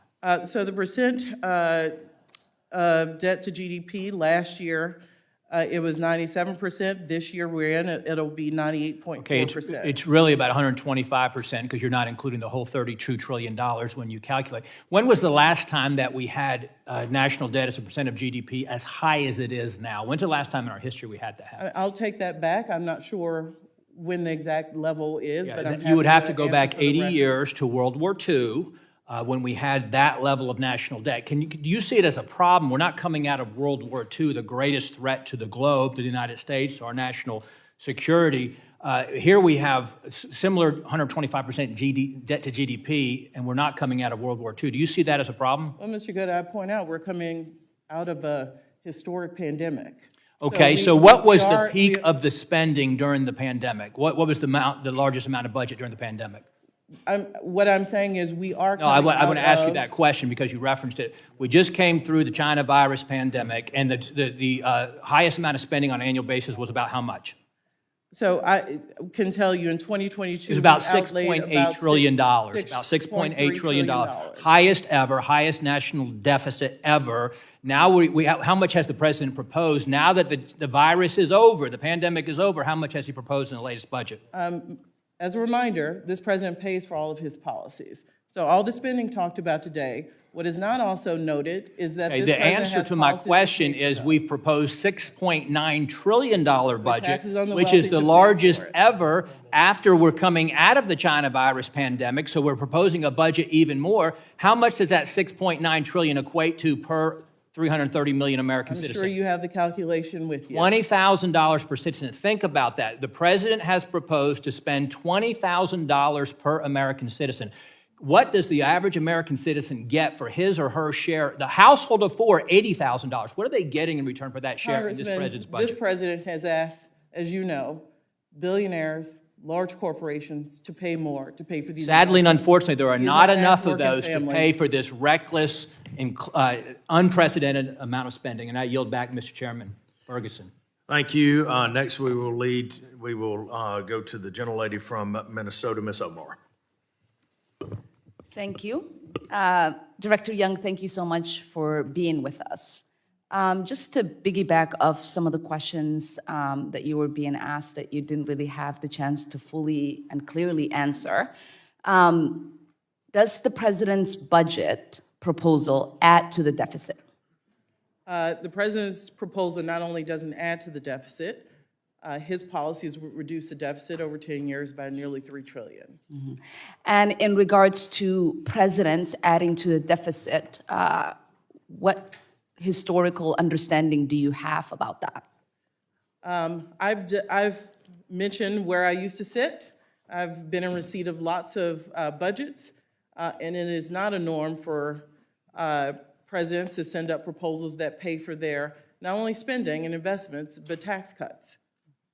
And would you say that this president has reduced the deficit or increased the deficit in his proposals over the last 2 years? He presided over a $1.7 trillion deficit reduction in his first 2 years. And I know that you have continuously repeated the fact that we find ourselves in this predicament, as many other countries find themselves in this predicament because of COVID. What does that tell us about the fiscal health of our country in comparison to other countries who have also dealt with the pandemic? That tells us we are much more resilient. We are seeing 2 months ago, over 500,000 jobs added. Last month, over 300,000 jobs added. Most economists would not and did not forecast that level of employment growth. Mm-hmm. And there was a question about what are Americans willing to invest in? I know that in the last 2 years, we reduced child poverty by 40%. We invested in addressing the climate change. But I also know that we've been investing in things like housing, creating affordable housing, and making sure people are able to buy housing. The Minnesota Housing Agency estimates that it would take $2 billion per year to secure the housing of all cost-burdened, low-income Minnesotans. I'm happy that this budget addresses this financial need and recognizes this important truth, that housing is a human right. Our state agency has been using federal and state funds to develop transformative programs to expand and maintain our affordable housing stock. One example is Minnesota's down payment loan program centered on racial and economic equity. The agency hopes to have 40% of first-time homebuyer mortgages go to households of color by 2023, and they actually hit this goal much earlier last year. In my district alone, almost 60% of these loans went to people of color in fiscal year 2022. However, this down payment assistance currently relies on state funds and private-public partnership. Federal and state funds have not kept up with demand. So our state agency has had to make up the difference, which has constrained their budget. Could you explain how the president's budget could help Minnesota narrow the racial wealth gap through affordable housing and mortgage lending programs? I think a lot of Americans still see home ownership as the path to the American dream. Lots of families' wealth is tied into home ownership. That's why this president feels very strongly that we should do everything we can to encourage that, including increasing more affordable housing supply, which we have proposals to do. We also have a first-time homeowner program. $10 billion in total would help 400,000 people. And I want to be clear who would be eligible for that. Those whose parents do not own a home. So I wouldn't have gotten this, and my child won't get this. This is about putting people on a different path and giving them a leg up, a little breathing room, as the president says. Income below 120% of the area median income and covers their down payment and closing costs. So we think that it's incredibly important to make sure new generations of people who have not experienced home ownership and therefore have not created that wealth through home ownership have a chance.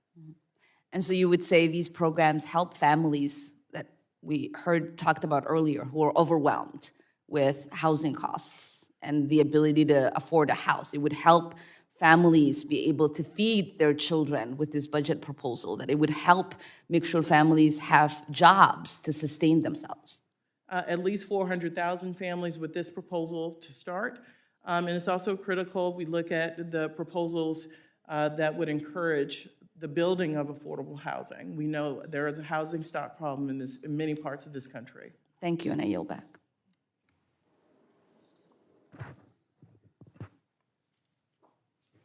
I'm sorry. Thank you. Great job. Okay, next we're going to go to the gentleman from Michigan, Mr. Bergman. General. Thank you, Mr. Chairman. 6 years ago, there were a few of us on this dais who joined the Budget Committee as freshmen. The first document we were given by the Congressional Research Service was a 24-page document called The Evolution of Federal Budgeting for us to study as new members. I still have that document, and on day one, after review, I retitled it When 2 and 2 Cease to Equal 4. So when I look at basic math, and there's a joke within the Marine Corps, math for Marines, it's pretty simple. What does 2 and 2 equal? So when I ask the questions that in our limited time here in dialogue, if I ask yes or no, I would appreciate a yes or no answer. There's going to be some questions that you'll be able to expand on, but I would appreciate, in the interest of time and the constituents who are listening to this hearing. So let's talk about small businesses. Would expanding Medicare payroll taxes increase the tax burden for small businesses? Yes or no? Not under 400,000. Okay. Would ending the small business deduction increase the tax burden for small businesses? Anyone make it under 400,000? No. Okay. So if, as you said earlier this month, that President Biden would work with Congress to extend the tax cuts for those making below $400,000 that was first passed as part of the Tax Cuts and Jobs Act. However, I mean, that was the statement. However, this budget assumes that these provisions will expire as currently scheduled in 2025. So are we telling the folks that after 2025, they're fair game at under 400,000? Mr. Bergman, this is a 2024 budget, but we felt it necessary to put a statement of principles because we know people would be interested. Is they, for that person who's out there, should they expect that after this, that they're going to be fair game? No. The budget So- makes clear that the president would support extending tax cuts for those making So- under 400,000. So we're going to extend them. Is there? Those making under 400,000. Does the he's president very- have a plan for that extension so that the people as they're starting their business or raising their family? It is in the budget, clearly written that the president supports. It's keeping one those thing to cuts for support, those it's under another thing 400,000. to enact. Well, we And have I to got work it. So with Congress. I would like to move on here because, again, as the kind of questions I get asked by the folks back home, the president's budget requests a total of $2 billion for the Bureau of Alcohol, Tobacco, and Firearms and Explosives to, quote, increase regulation of the firearms industry, among other directives. This is despite the fact that the ATF is already reaching far beyond their congressional mandate and pushing new restrictions that violate the Second Amendment. Will this $2 billion of new funding for firearm regulations be used to create new red flag laws, greater burdens on lawful gun owners, blanket bans on assault-style rifles, or elimination of manufacturer immunity? Will any of those occur under this $2 billion expansion? Congressman, I'm sure you saw the president sign an executive order doing as much as we can administratively to make sure, do whatever we can to stop these mass shootings and keep hands of guns out of prison. So this money would be used to support. Yes, yeah, and the mass shootings, and no one in this room I know wants to not do everything at all possible to prevent this. Last time I checked, the bad guys don't care about laws. The bad guys don't care about rules. So we can add laws and rules and restrictions all day long, but the bad people don't. So I would suggest this administration and in any future administration consider what drives the behavior. So with that, I'll yield back. Thank you. The gentleman yields. We'll next go to the gentleman from Maryland, Mr. Trone. Mr. Trone, you're recognized. Thank you, Mr. Chairman. Director Young, thanks for your leadership at OMB. And I have a number of questions, but is there anything you want to finish on the response to my Republican colleague? I think we've answered. I thank Mr. Bergman for that last interaction, but I think we've answered everything. I don't want to take your time. We're good to go. I applaud the president's bipartisan unity agenda, put addiction and mental health priorities 1 and 2, so thank you. President Biden has done more for this crisis than every other president combined, everyone. However, we're still losing. We're going to lose 1 million folks to addiction overdoses in this decade. We're going to lose about half as many, 500,000 to suicides. So tell us a little bit about how this budget prioritizes these important issues, 1, and 2, with freezing the budget at 22 numbers, as the extremist Republicans have proposed, lead to more lives lost. Like, 1, there's not one community, probably not one person we could throw a stone and hit in this room who's not been touched by mental health disease in their family and addiction issues. And this has been a bipartisan effort to make sure we do everything we can. And I want to thank the members for doing that. It is very clear if we cut, this is non-defense discretionary. That is where we do mental health and opioid grants is out of non-defense. So if you cut that will be cut. But this president's budget goes further than we've gone before. We would invest more than $75 billion in a set of key proposals to transform behavioral mental health care in this country, to address substance abuse and opioids, The budget provides a combined $1.1 billion, or 30% more, for substance abuse prevention, treatment, and recovery services block grants and state opioid response grants. And I can go on, and I'm happy to provide for the record, but one other thing I want to point out is the $10 billion in mandatory funding for substance abuse SAMHSA, which would be a 40% increase to improve our behavioral health services in this country that are lacking. And also, I want to work with you and others to make sure we have the professionals in that system who have left in droves, because it's a tough job during the pandemic, to make sure we have the people to staff the behavioral health clinics and services. Thank you very much. There's no question we're short on staffing, and we've got to provide the dollars to get folks to go into these tough areas in behavioral health and mental health and take these jobs, or America's going to be much worse off, for it. Other area that can help Americans is you have a $2.5 billion for ARPA-H. Success rate at NIH on grants is 18 to 19%. When I talked to Director Collins, he's been crystal clear for the last 4-5 years.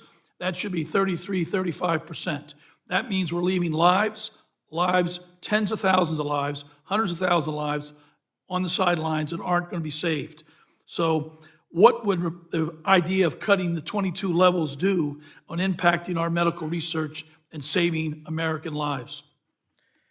Look, a cut to NIH would take more research grants off the table, meaning we do less in Alzheimer's, cancer, diabetes, any of those research institutes where I started my career as a civil servant, off the table. And the fewer research grants you do, the less innovation you will see in the biomedical research area. And I am a capitalist through and through, as most of my Democratic colleagues are, capitalists. And to do that, you have to spend money to save money. Spend money to make money in business, spend money to save money. And that's what these votes on ARPA-H are all about, this money, the money for addiction, the money for mental health. It's all about spending dollars to save hundreds of thousands of lives. So we applaud you for that. The last thing I want to quickly touch is, in business, you've got to invest in your infrastructure. I was just at a BOP, the CJS hearing on the Appropriations Committee, and the Inspector General talked about the crumbling infrastructure at the Bureau of Prisons. I saw it firsthand last week at FCI Cumberland with the Director Peters, when we spent the day in Cumberland at the prison. And we see the same thing at NIST. Our infrastructure is crumbling. The Chinese are beating us. They've copied NIST 5 times over. We don't have the ability, and we have to invest in infrastructure. So this aging construction often gets left behind. It's not fun, it's not sexy. Members don't ask for it, but we need to invest in construction issues. So any thoughts on that area before I close? We have $262 million in for construction facilities at NIST. And just to echo what you said, if we want to counter China, we also have to take into account our research space and make sure that we remain leaders in research in this country. Thank you so much. I yield back. Thank the gentleman for yielding back, and now recognize the gentleman from Texas, Mr. Roy. Mr. Roy, you are recognized. Thank you, Chairman. Thank you, Director Young, for joining us here today. I would note we've already acknowledged that 19.6% overall percent of GDP revenue to the Treasury, which would put it at historic highs. I assume the Director would agree that that's a relatively high historic percentage of revenue to the Treasury. Yeah, we would be in line with where we were in the mid-90s. But nevertheless, those are very high levels as a relative basis of percentage of GDP, but we're also acknowledging that we're increasing spending next year to $6.8 trillion, $500 billion more than FY2023. $82 trillion over 10 years. $82 trillion of spending over 10 years. But we're trying to praise a $3 trillion so-called reduction in the deficit, despite the fact we're spending $82 trillion. Here's where I want to kind of go. What are the priorities of this administration when I look at what I see in the budget? Here's some of the spending items that are brought to my attention. $3.9 billion for the Department of Homeland Security Climate Resilience Program. $3.9 billion because the administration cares about a climate crisis more than the crisis at our border. $109 million going to Mexico. Mexico for law enforcement and military support. This despite the fact that our border is overrun and Mexico has lost complete control along our southern border. $3.5 billion for the FBI's new headquarters. $3.5 billion for the FBI to have a brand new headquarters in Maryland. $1.8 billion more for the Internal Revenue Service on top of the $80 billion that was given to the IRS last year. $1.6 billion for the United Nations Green Climate Fund, which includes $100 million to go to China for greening its economy. $108 million for the World Health Organization, which conspired and colluded with the CCP to cover up COVID and parroted the CCP propaganda. I've been combing over the budget to find any reductions in outlays or cuts in this administration's budget. There are precious few. Where I could find a couple of actual reductions was, for example, in reductions to Border Patrol, reductions to ICE, actual cuts to the spending for those particular programs, but that is supposedly offset by $4.7 billion for a new Southwest Border Contingency Fund to respond to migrant surges. But here's the thing. Those are restricted, according to the language that I see. Eligible uses for the funds include soft-sided facilities, transportation detention beds, alternative detention, and shelter and services programs to organizations caring for non-citizen adults. In other words, that is additional money for more processing with cuts and reductions to the actual enforcement of the law. Those are the priorities of this administration. So one thing that I would like to have at the end of this is I would like for the OMB to produce for us a list of specific reductions in outlays throughout the president's budget. Because I'm combing over them and I'm finding precious little reduction in outlays, but the only outlay I could find that was serious reductions were to DHS's Border Patrol and ICE. I would also note that there was $114.7 million for diversity and inclusion activities at the Department of Defense. $114 million for diversity and inclusion activities. The Air Force Academy curriculum that recommended cadets avoided gendered language like mom and dad. A United States Marine Corps report that was studying whether we should use sir and ma'am for our drill instructors. A memo from the Department of Defense Secretary Austin recognizing transgender and gender nonconforming persons. The Naval Academy admiral that told midshipmen to read How to Be an Anti-Racist by Ibram Kendi. $91,000 for diversity and inclusion seminars for the Air Force Band. $180,000 salary for a senior diversity official at the Air Force, which is more than a member of Congress gets paid. And how about Kalissa Wing, who serves as the Department of Defense Education Activities Diversity Chief?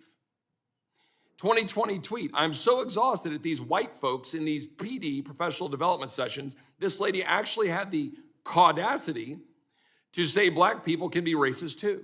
I had to stop the session and give Karen the business. We are not the majority. We don't have the power. Are these the priorities of the current administration, to fund the kinds of offices that hire individuals that use this kind of divisive racist language? Is that the priorities of this president's budget? And you have criticized our plan, some conservatives in Congress plan to shrink Washington and grow America. The House Freedom Caucus plan wouldn't reduce the deficit by 1 penny. Which is it? All I've heard today from my Democratic colleagues is all the horrifying cuts that are going to occur. Which is it? Because you're going to say that we're not going to reduce the deficit when you say that we're going to stop a student loan bailout of $400 billion. You're telling me that wouldn't reduce the FY2023 deficit, to eliminate a $400 billion bailout of student loans. That it wouldn't reduce the deficit if we were to reclaim $91 billion of unspent COVID money, or $80 billion from the IRS expansion, or $78 billion from the so-called Inflation Reduction Act's unspent climate funds, or $270 billion from the Inflation Reduction Act's so-called energy subsidies, or getting Americans back to work under SNAP or Medicaid. All of this that we proposed in the House Freedom Caucus budget would save $4.82 trillion over 10 years. The gentleman's time has expired. I yield back. And Mr. Chair, since there was obviously a lot there for the last 3 or 4 minutes, I would ask the indulgence if the OMB director could actually respond to some of that if she wishes. I would ask that. I think that would be appropriate. Yes, we'll give just a few seconds to do what you can on that, Director Young. Just a few seconds. There are spending cuts you have outlined that we've talked a lot about here today. However, if you continue the tax cuts, which has also been a stated policy goal, of those making over $400,000 and skewed to the wealthy, you use all of those savings for extending those tax cuts. That is where the analysis came from. And where in the Freedom Caucus proposal that was put out publicly was there any mention of the tax cuts? Putting aside the debate over tax cuts, which is a meritorious debate, but there was no mention of that. So how can then the gentlelady say, oh, this is... Time has expired on this. The time was extended, the question was laid out, and the allegation was made that it was about taxes, which is not true. Certainly appreciate the vigor of the conversation with that. Next, we will call on Ms. Valent from Vermont. The gentlelady is recognized. Thank you, Mr. Chair. Thank you, Director Young, for being here. As I'm sure you know, this week the Republican majority is bringing a bill to the floor that would put a very large burden on schools and families. It would condition federal funding for schools on implementing policies that will actively harm LGBTQ students. And we're only in DC for a few days this week, and we're spending our valuable time on a bill that would insert the federal government between parents and kids and local schools. It promotes censorship, it promotes book banning, it violates the privacy of young people, and they say it's about freedom, and they say it's about protecting kids. And I have to ask, what about book banning is about protecting freedom, and what about defunding schools is about protecting kids? And I can tell you, this is not how my constituents want me to be spending my time. I was back in Vermont last week, traveling around the state, and we talked about a lot of urgent issues facing families in Vermont: housing, mental health, protecting social safety nets like Social Security and Medicare. We talked about how we have to do more right now to support mental health in schools. And not one person, not one, in all of my travels around the state advocated for less funding for schools. I met with so many high school students last week, and what they told me clearly and directly is that they need us to support them in meaningful ways, especially when it comes to mental health supports. And American families across this country are facing these urgent problems. The Center for Disease Control and Prevention just released their Youth Risk Behavior Survey results, and the results show that teen girls and LGBTQ teens are experiencing extremely high rates of mental distress, violence, and substance abuse. 3 in 5 girls feel persistently sad and hopeless, which is a marker for depressive symptoms, and more than 1 in 4 girls report that they had seriously considered suicide in 2021, 1 in 4. This is a substantial increase from 2011. And we have House Republican leadership ignoring this epidemic and instead pushing H.R. 5, a bill that stokes the fire of division instead of uniting us around this issue that I know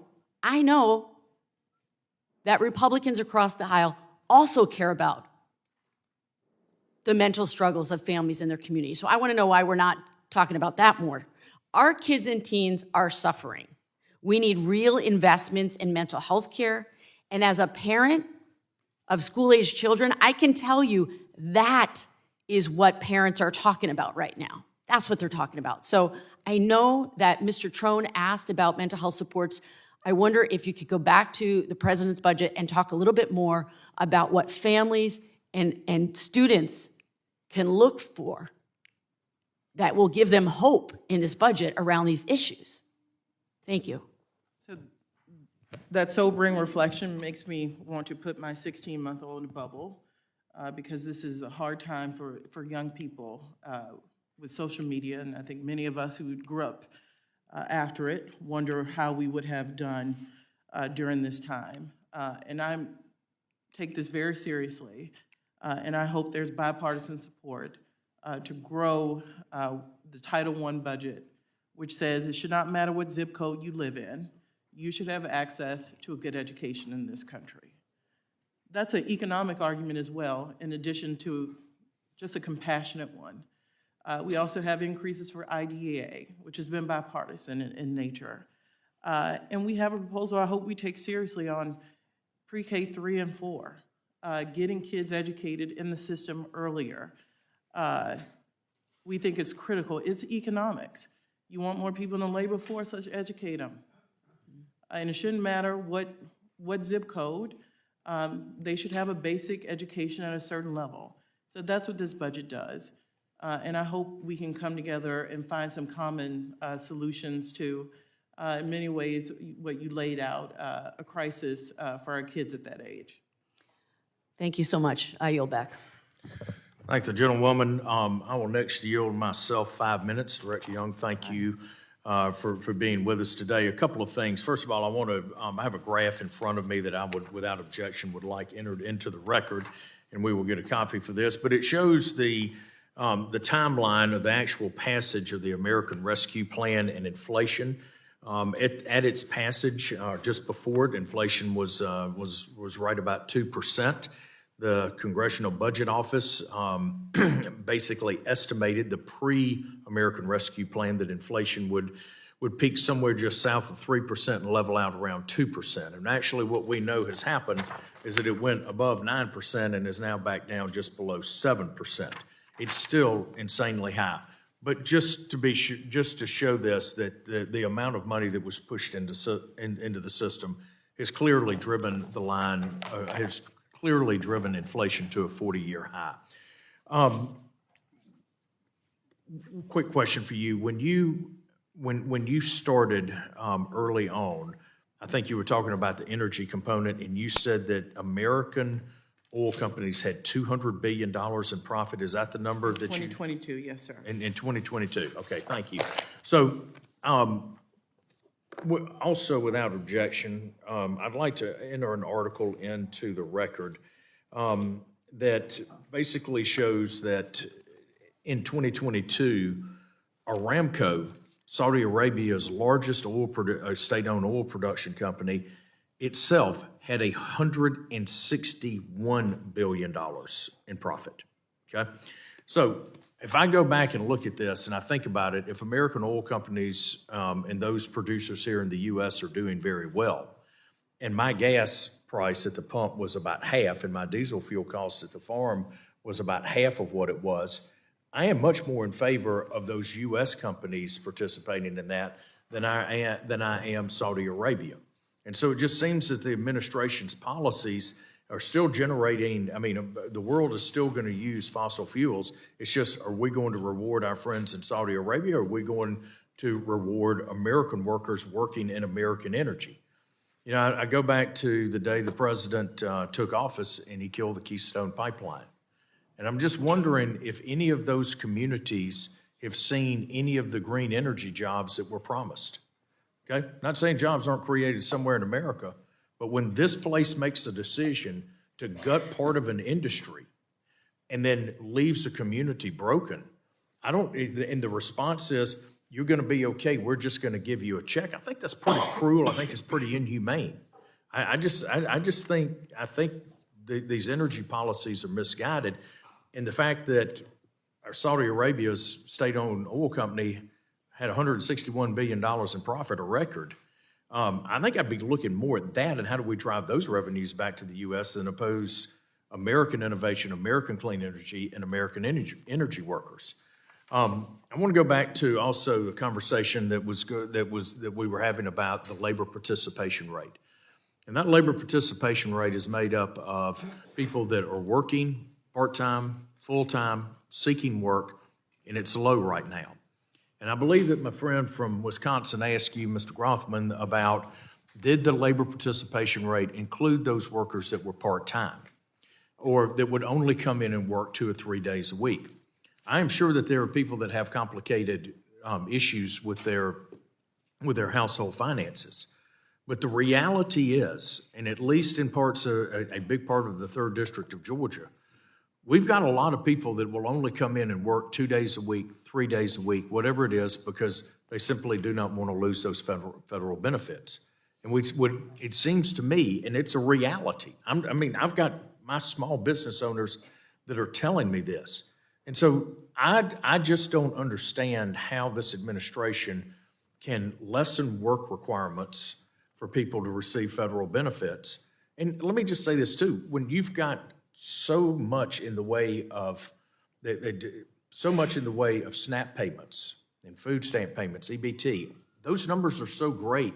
This story is told time and time and time again in my district, where someone, they buy all the groceries for the month, and then they turn around and sell the excess dollars for pennies on the dollar just to get cash.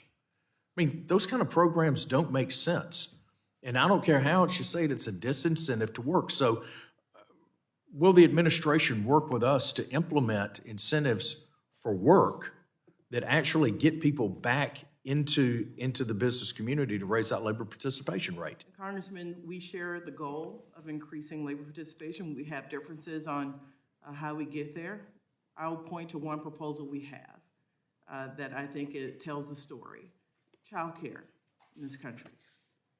Women fell out of the labor market during the pandemic at higher levels than men did.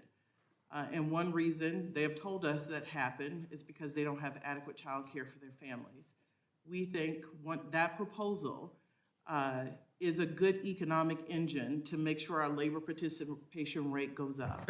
Reclaiming my time, that sounds well and good, except you're driving the labor needed for childcare out of the market by some of the disincentives. I appreciate your response. We have to agree to disagree on that. And with that, my time has expired, and now I will call on the ranking member of Ed and Workforce, Mr. Scott. Mr. Scott, you're now recognized. Well, thank you, Mr. Chairman, and Director Young, thank you for being with us today. My staff was told that we couldn't use charts, so I can't present the chart, but if I could, I'd present a chart that would show that every Democratic administration since Kennedy has left office with a better deficit situation than they inherited, and that every Republican administration since Nixon left office with a worse deficit situation than they inherited. And so it's not both sides. And in fact, I understand what portion of today's debt was created by the Trump administration? I'll say more than 80% of debt was accumulated prior to this administration. Okay, and the Trump administration, about 25% of the total debt? Correct, and I just have to point out, Mr. Chairman, $2 trillion in tax cuts does add to the deficit.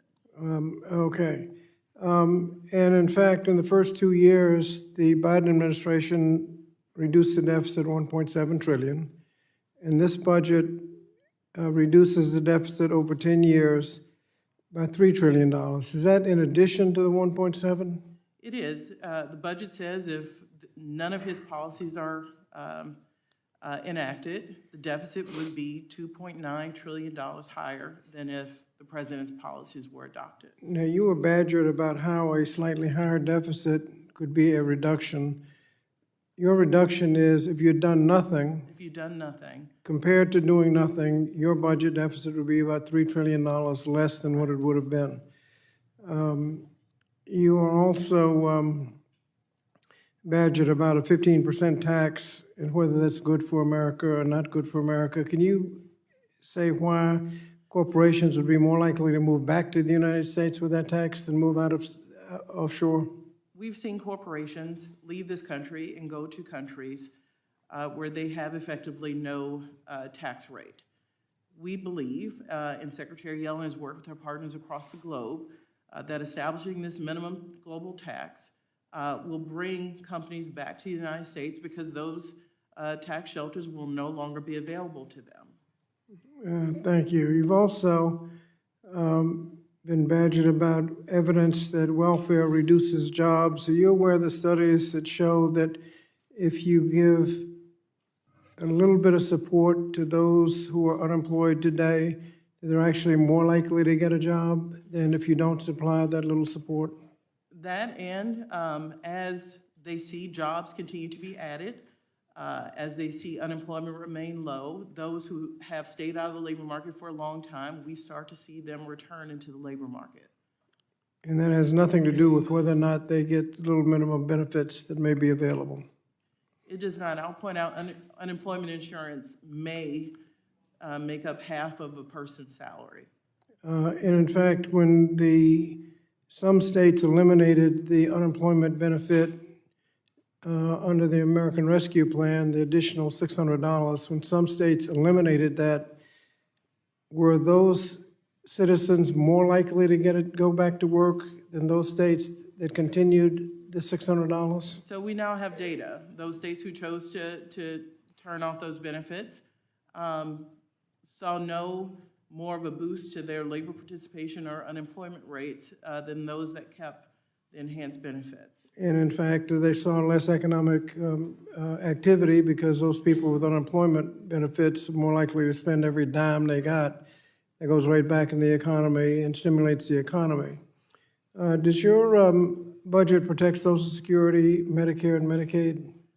Congressman, Social Security and Medicaid, this budget ensures that no benefits would be cut. In Medicaid, we would actually add benefits, for example, for women to make sure they'd have 12 months of postpartum coverage. We've seen terrible, terrible statistics out of COVID that pregnant women are seeing a 40% increase in deaths. So we're doing more in that space. And in Medicare, we've talked about a lot. We would extend the solvency by at least 25 years. And Social Security? Social Security, this budget maintains the president's ironclad commitment that he will not reduce benefits. Thank you. Thank you, Mr. Chairman. Gentleman yields back. Next, our colleague from Utah, Mr. Moore. Mr. Moore, you're recognized. Thank you, Representative Ferguson. I want to echo the chairman's comments earlier, and sharing appreciation for you to reach out to us earlier. We had a conversation, and want to continue to keep that dialogue going. We have major fiscal issues in our nation, and I hope everybody on this committee, truly recognizes that. And I want to just lay out the three big things that we need to be doing. And I really tried to dig into these three things. And if we can do this, we can actually get ourselves to some sense of fiscal sanity. And again, Republicans and Democrats are going to probably disagree on a little bit of the how, but if we can at least agree on the three major things. The first thing is to find wasteful spending, right? That is, to my opinion, the lowest hanging fruit in all of budgetary considerations, is to find wasteful spending. I'll dig into a little bit more of this, but it's been the large focus of my colleagues and I know Chairman Arrington's drive is to scour the budget, scour what we've done over the last 2 to 3 years, and find areas of just waste that we can easily claw back and find ways for improvement. And everything has to be on the table, right? So in 2019, and I'm going to use OMB numbers, so please correct me if I have any of this incorrect, but our total revenues in 2019 were $3.5 trillion. Our total expenditures, so our total budget was $4.4 trillion. And what's projected right now for 2024, total revenues at $4.8 trillion. That is $1.3 trillion more than just 2019. But our expenses, our total budget is $6.4 trillion. We're talking 2024. That's an increase of $2 trillion. From 2019 to 2024, there is a delta of $2 trillion in our total budget. Things haven't fundamentally changed that much in our nation over the last 5 years. When you had the pandemic, costs went up. There was a bipartisan approach to that. Then there was the American Rescue Plan, right? I firmly disagree with the American Rescue Plan. Democrats will even say that it ties to inflation. Okay, let's figure out a way to address that. It happened. Wish it didn't happen, but it happened, and we need to come back at it. We have an opportunity to find waste in our budgeting. Number 2 is the participation rate. The area that I'm really passionate about, and it's something that Utah always has a really good approach to, is finding ways to lift people out of poverty. If you're born in the lower 20% of socioeconomic numbers, status, you have the best opportunity in Utah to get into the top 20%. It's probably the thing I'm most proud about from being from my state. And it's because we incentivize work. We show the dignity of work is what builds lives. And we're not seeing that right now with what President Biden's doing. If we're going to brag about going from the highest unemployment, from 10 plus to maybe 14 unemployment just a few years ago, right at the height of the pandemic, and then brag about being at 3.5, but having more still enrolled in welfare programs, we've got a problem here. Because if unemployment's going down, then the same should be true with what we're needing from our assistance.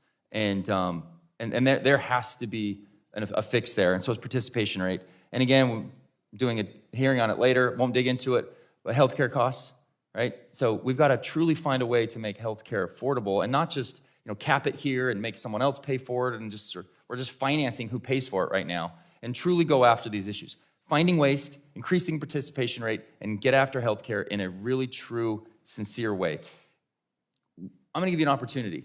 What areas are we finding that you're truly finding be able to cut waste? Like, families have to do this all the time. What is the federal government doing right now to truly target and cut waste? Anything in this budget that's clear? Because the numbers are going up, so we're obviously not decreasing the numbers. So thank you, and you're right. We agree. I don't disagree with anything you've said. Where we have disagreement on what we consider wasteful, how you get people back into the labor market. So we do have disagreements there. I will point out something I pointed out earlier on that we have a choice about. We close loopholes, for example, oil and gas companies. That loophole closure saves $31 billion. The choice is, would you rather do that? Or would you rather cut some of these programs we've spent a lot of time talking about in non-defense discretionary?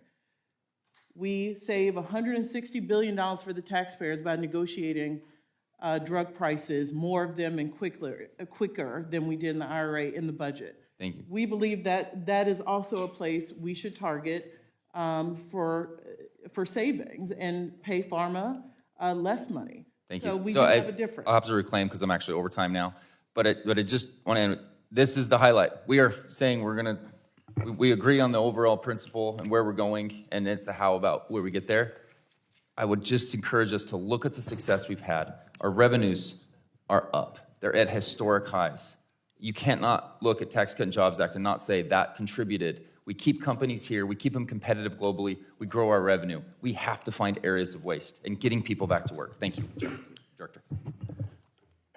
Thank you. The gentleman's time has expired. Again, for the record, the article that I mentioned was from CNBC, a Saudi oil giant, Aramco, post record $161 billion profit for 2022. This would be submitted to the record without objection. Next, I'll call on my colleague and friend from Texas, Ms. Jackson Lee. Ms. Jackson Lee, you are recognized. I don't think it's not on. You have to talk about it. Might be to the right. Yep, it's under all that. Right. Thank you very much. I'm sorry, Director. Can we look at each other? I know that I don't have a direct line here of being able to see. We appreciate the work that is going on in this room. Let me thank the chairman and the ranking member for the time allotted, and thank the director for the leadership of the Biden administration for a timely submission of a budget. Just a question, have you gotten a budget from Speaker McCarthy from the majority in the House? You may remember I said I worked here for a long time, and I will say budgets are congressional documents, so we would not be in receipt of that, but there are various proposals floating around. I don't think they're. But you have not seen a final floating around budget at this time? I have not. Thank you. Let me get you focused back on this deficit, and I'm very delighted, and I have to go quickly. I see that the budget lowers the deficit by $3 trillion. Just a quick response. The deficit could be increasing, but what is the value of the fact that this budget puts it down $3 trillion? Because from my perspective, there is movement and recognition that we continually, as the deficit grows, we're still building to take it down. So please explain that. So look, the $2.9 trillion, nearly $3 trillion, is a reflection of nothing changed, no policies were enacted. The deficit would be almost $3 trillion higher than the president's policies he's put forward. And could you explain the value of making the child tax credit permanent for families in America, working and middle-class families in America? Look, it's one of the few programs we get to say we beta tested in 2021. We saw the results for American families, for children who were lifted out of poverty. And this president believes that that was a good statistic. And we've seen those poverty levels go back up, which means that the child tax credit worked. And we'd like to see it continue. And the most, maybe as large as housing, childcare, where your budget provides a vital infusion of dollars for childcare for working families. How does it see that being an economic engine booster? I talked about it a little earlier. We saw women drop out of the labor market during the pandemic at high levels. Thankfully, we're seeing the return. But if we want to increase labor market participation for people with young children, child care is often an economic burden for those families, and we'd like to do something about that. Let me follow up with the issue of housing. 30% of a family's income or more. Do you plus up housing opportunities or housing products to encourage, even with the lack of supply, how does the budget respond to that need? So we continue to support vouchers, because in some parts of the country where there is housing supply, vouchers are still needed for families.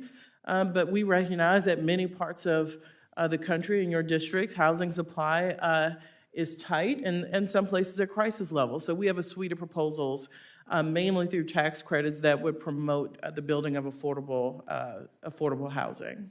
Let me do a round robin. I'm looking at a proposed Freedom Caucus budget that wants to go back to 2019 levels, and I'm seeing the slashing of veterans health care, education, health care programs gutted, $29 billion, the funding of law enforcement and disaster response. What does 2019 levels really mean? The country is growing. We have to respond to that. We are the United States, not an individual state. How do you respond to that? Look, cutting means you do less. And the discussion will be what is tolerable and what doesn't impact the economy negatively. This president certainly does not agree that he'd like to see fewer FBI personnel, and that would mean that. It would mean fewer law enforcement grants, meaning fewer cops in our communities, and fewer Pell Grants. The list goes on. Opioid crisis we talked about earlier. We can send less state grants to governors to battle that, and on many nutrition programs. I'll move to the next question very quickly. It is important to have civil rights for all Americans. For some reason, people think civil rights is a race-based determination. My school district, the Houston Independent School District, is being taken over unfairly by the state of Texas. Civil rights is important for those children. How are you funding civil rights? And I believe it's not woke agenda, it is being awake. How are you funding the civil rights entities in the various agencies that respond to Americans who feel that their civil rights have been violated? So, there's the Department of Justice Civil Rights Division, I think most people are aware of. This budget would seek an increase for that and ensure that we make sure people, states, are following the law when it comes to civil rights in this country. The gentlelady's time has expired. I thank my friend from Texas. I was just going on. Thank you very much. You Mr. bet, no Chairman. problem. I thank the director very much for her leadership. You bet. Now, I'd like to yield 5 minutes to my friend from California, David Valadeo. Thank you, Chairman. Thank you, Director Young, for your time today. Really appreciate you testifying in front of the Budget Committee today. I want to talk about two issues that really hit close to home for my constituents. First, energy prices, and second, water, and how the President plans to address these issues in the fiscal year 2024 budget. The President has called on domestic oil and gas industry to produce more energy, but the President's fiscal year 24 budget removes tax deductions on small independent oil and natural gas producers. These producers account for over 90% of the wells in the U.S. and produce over 80% of America's oil and 90% of America's natural gas. These local producers are ramping up production to meet our pressing energy needs, while creating high-paying jobs and generating critical revenue that support our local public services in California's Central Valley. The President's budget proposes to end some of the tax deductions that many of these independent producers use to maintain depleted wells and invest in exploration for oil and gas. These are no different from standard deductions a business takes for the depreciating value or of equipment or investments in research and development. Do you think it's contradictory for President Biden to call on oil and gas companies to increase production while at the same time his budget eliminates the tax deductions and burdens domestic energy producers with significant tax increases? Congressman, I'll point out that domestic production is about 1 million barrels per day greater than it was in January 2021. So we continue to see robust energy production in this country. And as you know, the debate about what loopholes to close, what taxes, is countered with what spending to cut. So we have a choice if we want to get our long-term fiscal house in order. So what policies is in the President's budget will encourage oil and gas exploration and spur investment in increased supply? I'll just point out again, we see over 1 million barrels a day more than when the President took office. We see refinery up more than 28% than 2 years ago. So his policies are not getting in the way of production. We're seeing increased production and refinery. We're actually seeing a decrease in production in the Central Valley. We're not seeing as much investment. We've seen it to the point where local communities have actually had to increase sales tax to make up for the difference in losses in revenues because of the number of jobs that were created, the number of investments that were made, the amount of equipment was purchased, the amount of even local revenue to the local businesses, to the point where they've actually had to raise revenue through sales tax to make up for the losses because of the lack of permitting approved of. And some of that is state and some of that's federal. Sadly, we're fighting it from both sides in California. And I know that the tax credits are something that the administration doesn't support, but in the previous comments from my colleague from Texas, tax credits were mentioned as one of the ways that you would increase housing by giving tax credits to people to build more. And I would say the same thing would work for oil. And if you take away those tax credits, you're going to have the opposite effect of what you're going to do for housing. Now on to water. My district in the Central Valley is one of the many across western U.S. that has struggled with severe drought in recent years. While the last few months have brought much needed rainfall to our state, we do not have enough water storage to capture and store this critical resource. Drought will be back before we know it, and the people in my community will once again be asking why we couldn't hold on to more of the rain we've seen in the recent months. And the reason I bring this up is Sites Reservoir is a reservoir in Northern California that we've been talking about in California for 60 years, so longer than my life, obviously, and a lot of people in this room, and we can't get those permits approved. Lake Success, a reservoir not far from me that is overflowing as we speak because of all this rainfall, it took 30 years. I was probably still in high school when they started talking about this, just for them to be able to expand an existing reservoir 10 feet to be able to hold some of this water. And so when we look at the situation where I've now got neighbors sending me pictures as they're evacuating their houses, they're evacuating their farms. One neighbor only a mile from my house, a couple miles from my house, is actually moving his cows off of his farm as we speak. And so we're losing all this water out into the ocean. We're losing it into people's farms, people's homes. We're not able to capture this water because of the permitting. This administration is something, and I know this isn't directly under OMB, but it is something that needs to be addressed, and I would hope that the President understand the value of that water that we're wasting today, because that would help us create jobs for years to come, because we would be able to farm ground instead of the situation where we had over the last year or two where we weren't able to farm a lot of our ground because of the lack of water. So what policies in the President's budget support water storage, and what is the administration doing to ensure regulatory red tape is removed so that these critical storage projects can be constructed as soon as possible? So I spoke about this earlier, and I know we're short on time, but one, I think there is room here in a bipartisan way to work on permitting. Both sides have plans. Both sides have said they want to do something about it. We have to sit down and do something about it. OMB has a small piece of guidance we put out to try to help streamline, but it's going to take congressional action to do something further, and you've heard the President talk about this, so I hope the room opens to be able to have fulsome conversations that result in changes there. We do, with bill resources, bipartisan infrastructure law, put some funding in the West towards drought. And we are not taking it for granted that the rain will not continue forever. and we've got to find long-term solutions. Water Smart is one of the things we're doing, but we know it's too little, and we've got to figure out something. 40 million people, I know more than half, are in California who are dealing with the Colorado River situation alone. So you have my commitment to work on long-term drought solutions in the West. Just one thing to note, in the bipartisan infrastructure bill, one of the reasons why I was very much in opposition to it was because it specifically was drafted in a way that would prevent one of our most affordable projects from being expanded, which is Shasta Reservoir. And why they would do that in a piece of legislation. I mean, if you're looking to save money and invest, that would be one way. And in California, it's always interesting. If they want to build high-speed rail or they want to build a football stadium in LA or San Francisco, environmental regulations almost don't even exist to them.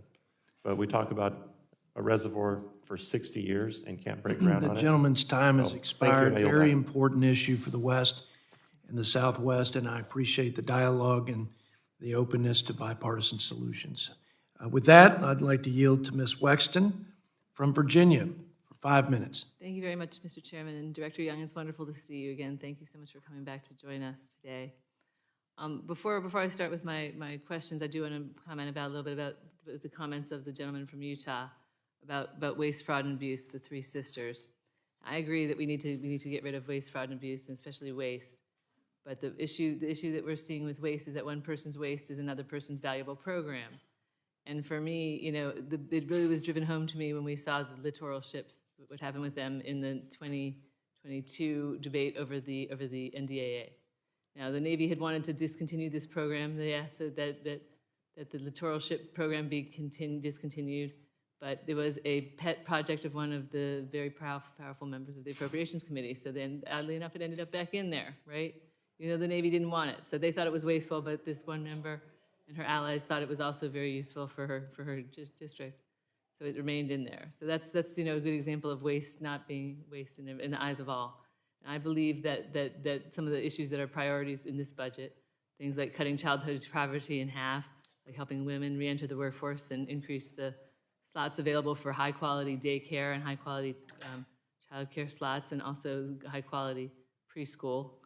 The increasing availability of affordable workforce housing, and encouraging the production of clean and renewable energy. These are important things that I don't view as wasteful at all. So I just want to thank the President and you for getting this great budget to us.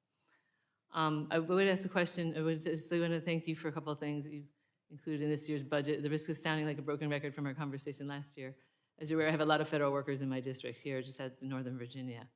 I do want to thank you. Every year I turn right to the employee compensation part of the budget. I was pleased to see that President Biden included a large pay increase for both civilian and federal workers and military service members for 2024, and I hope that we can get to that 8.7% number. Can you talk about how the pay increase will help federal employees and their families in today's economy, as well as how it will boost retention and recruitment efforts at federal agencies? Congresswoman, I know your constituents thank you for your continued hard work on these issues. I've heard from you many times in amplification of the work that they've done, many of them who toil without a lot of thanks. They do it for the mission, certainly not for the money. I'd like to point out the 5.2% for military and civilians is based on a statutory formula. And the President went with that formula because of the recognition of the disparity between private sector and public sector has just grown. I'm not sure 5.2% closes that much, but it's a first step to accept the recommendations of that formula, and also in recognition of the hard work federal workers do. Many of them throughout the pandemic worked in our veterans hospitals, on the border, and all of them, including the men and women at my agency, just worked hours beyond regular hours to make sure that all of their agency's talent was brought to bear during this pandemic. Thank you, Director Young. I was also really happy to see that the budget request includes $1.4 billion in compensation for TSA employees. For too long, they've been undercompensated given the work that they do. I want to thank you for building on the raise that we included in the FY2023 omnibus. Thank you for that. Also, Virginia's 10th congressional district is home to just about every kind of air traffic control that there is, including we have 3 airports, 2 regional and 1 international airport with Dulles Airport. We have a lot of air traffic controllers there. We have the Leesburg Air Traffic Control Center in Leesburg, which does basically all the air traffic for the East Coast. We've got Potomac Tracon in Fauquier County in Warrenton. And so we have a whole lot of air traffic controllers work in this district. What would happen what would the impact of a 22% budget cut to the FAA be on air traffic control and the safety of our nation's airspace? I mean, Not to mention what has happened with bringing back all the air travel. What would happen then? So one, I think all can agree they've seen that our air system must be modernized in this country. We've taken far too long to do that. This budget would put resources to do that. If we went backwards, we do less. And one analysis shows that air traffic control would be one of those things. They are in non-defense discretionary. And our analysis shows that 125 air traffic control towers would be shut. How many air traffic control towers? 125. Okay, that's a whole lot of air traffic control that wouldn't be happening. Very good. And as far as transportation and safety upgrades, we've seen a number of high-profile accidents and near misses in our national rail and aviation system so far this year. And we've also seen an uptick in pedestrian and cyclist injuries and deaths caused by drivers in the past few years. I look forward to discussing these topics with Secretary Buttigieg and Ambassador Nolan in our appropriations hearing next month.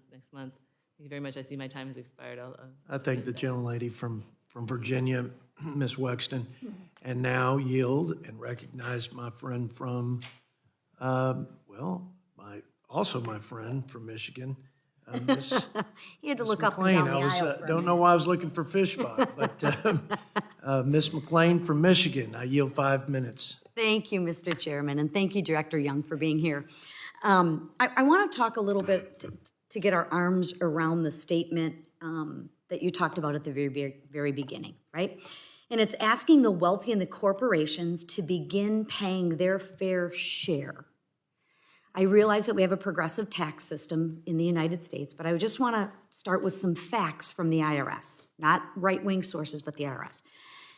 So in 2020, the IRS reported that the top 1% paid 42% of all the federal income taxes. The top 10% paid almost 74%. So 10% paying 74% of all the total income taxes, right? Again, this is information from the IRS. I'm trying to wrap my arms around what is the number that the wealthy and the corporations would have to pay for you in this administration to feel like they paid their fair share? Is it, and I'm asking for a numeric number, is it 78, 92, 104? Just like I answered your former colleague, the gross number is not, in my view, the appropriate way to look at these metrics. We look at these metrics as a percentage of GDP, for example. And as I pointed out, when we had surpluses in the mid-90s, we were at about 19.6% of revenue. With all due respect, you're a very intelligent woman. You've done really good work. It's a great answer to a question that I didn't ask. It's not a tough question. It's not a simple question. It's not a difficult question. It's a direct question. In order to pay, right now, we have the top 10% of the wealthy and corporations. And let's not forget, it's the economic system that give us our social programs, right? We don't want the producers to stop producing because then who's going to pay? I don't have a money tree in my backyard that I can just go out and take money. I realize I come from the business sector, and business could never operate the way government does because we'd be out of business. So with that said, I'm just looking for a really simple number. Do you want the wealthy and the corporations to pay 82%? It's not a got ya. It's in what's the right number? Well, you asked me my opinion, and I told you that is not how we analyze what policies go here. Let me point out one thing. The idea, one, that those making less than $400,000 pay less into the system. Let's stick with the topic, though. And Sure. please, and I'm not trying to be disrespectful, I'm trying to get to a number because it seems like you're evading the number. 10% of the people pay 74% of the taxes. Is it 78? Would that make you feel comfortable? What are those 10% worth compared to the 90% of other Americans? Well, 90% of the other Americans pay 24% of the taxes. So should only the top 10% pay the taxes, and we raise that number so only the top 10 pay the taxes? I mean, we have a progressive tax system. It's a numerical number. Why are you avoiding it? To me, the question is, and this is how we analyze what policies to put, what are the top 10% worth in this country? And what percentage of their income are they paying into taxes? What we have found... And last I checked, we do have a progressive tax rate, correct? And what we have found... Is that correct? ...is that billionaires, some of the wealthiest families, 400 of the wealthiest families, pay about an 8% effective tax rate. And you know what? That's less than most middle-class We're talking about families. 400 families. I'm with you on that. Of the top bracket. Right. 1.5 million tax returns are put into the IRS system for the top 1%. We're talking about 400.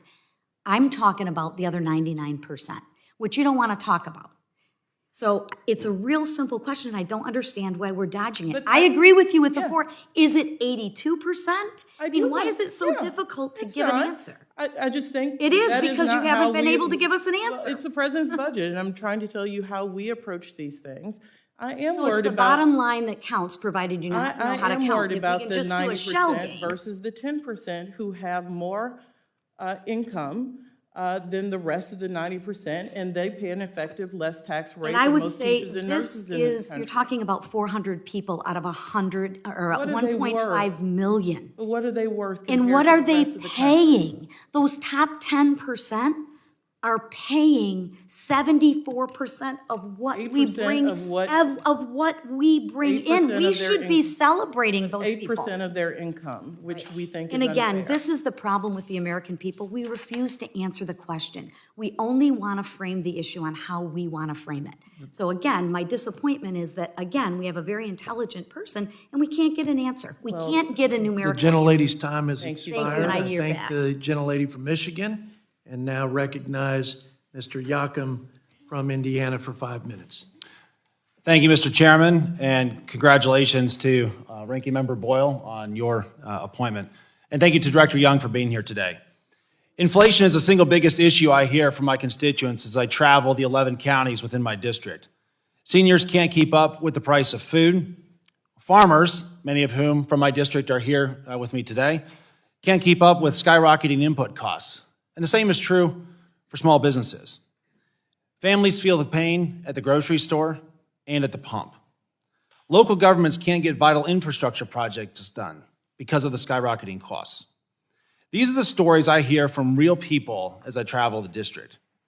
It's generally accepted in the economics community that there are two main ways to lower inflation, and that's to reduce federal spending or raise interest rates. And we saw that just yesterday, the Federal Reserve is taking their foot off the gas as it relates to interest rate hikes. And so what about the spending equation from our federal government? Well, as I see the president's budget, it doubles down on policies that supercharge this generational inflation. It's a fiscally irresponsible economic disaster.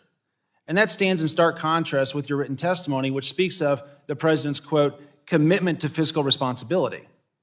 Because this budget spends $1.8 trillion in terms of a deficit that we don't have next year, which is larger than fiscal year 2023. It also calls for $82 trillion of spending over the next 10 years, which adds $17 trillion to our debt on top of the $31 trillion that we already have. And from my vantage point, as a father of our oldest child that's 13, 10 years from now, she'll be graduating college and looking for her first job, and I don't believe it's responsible to hand her $51 trillion of national debt. And that doesn't even include some of the budget-busting gimmicks, like temporarily expanding the child tax credit for 3 years at a cost of $470 billion, which hides the true cost over 10 years, which is likely to be closer to $1.5 trillion.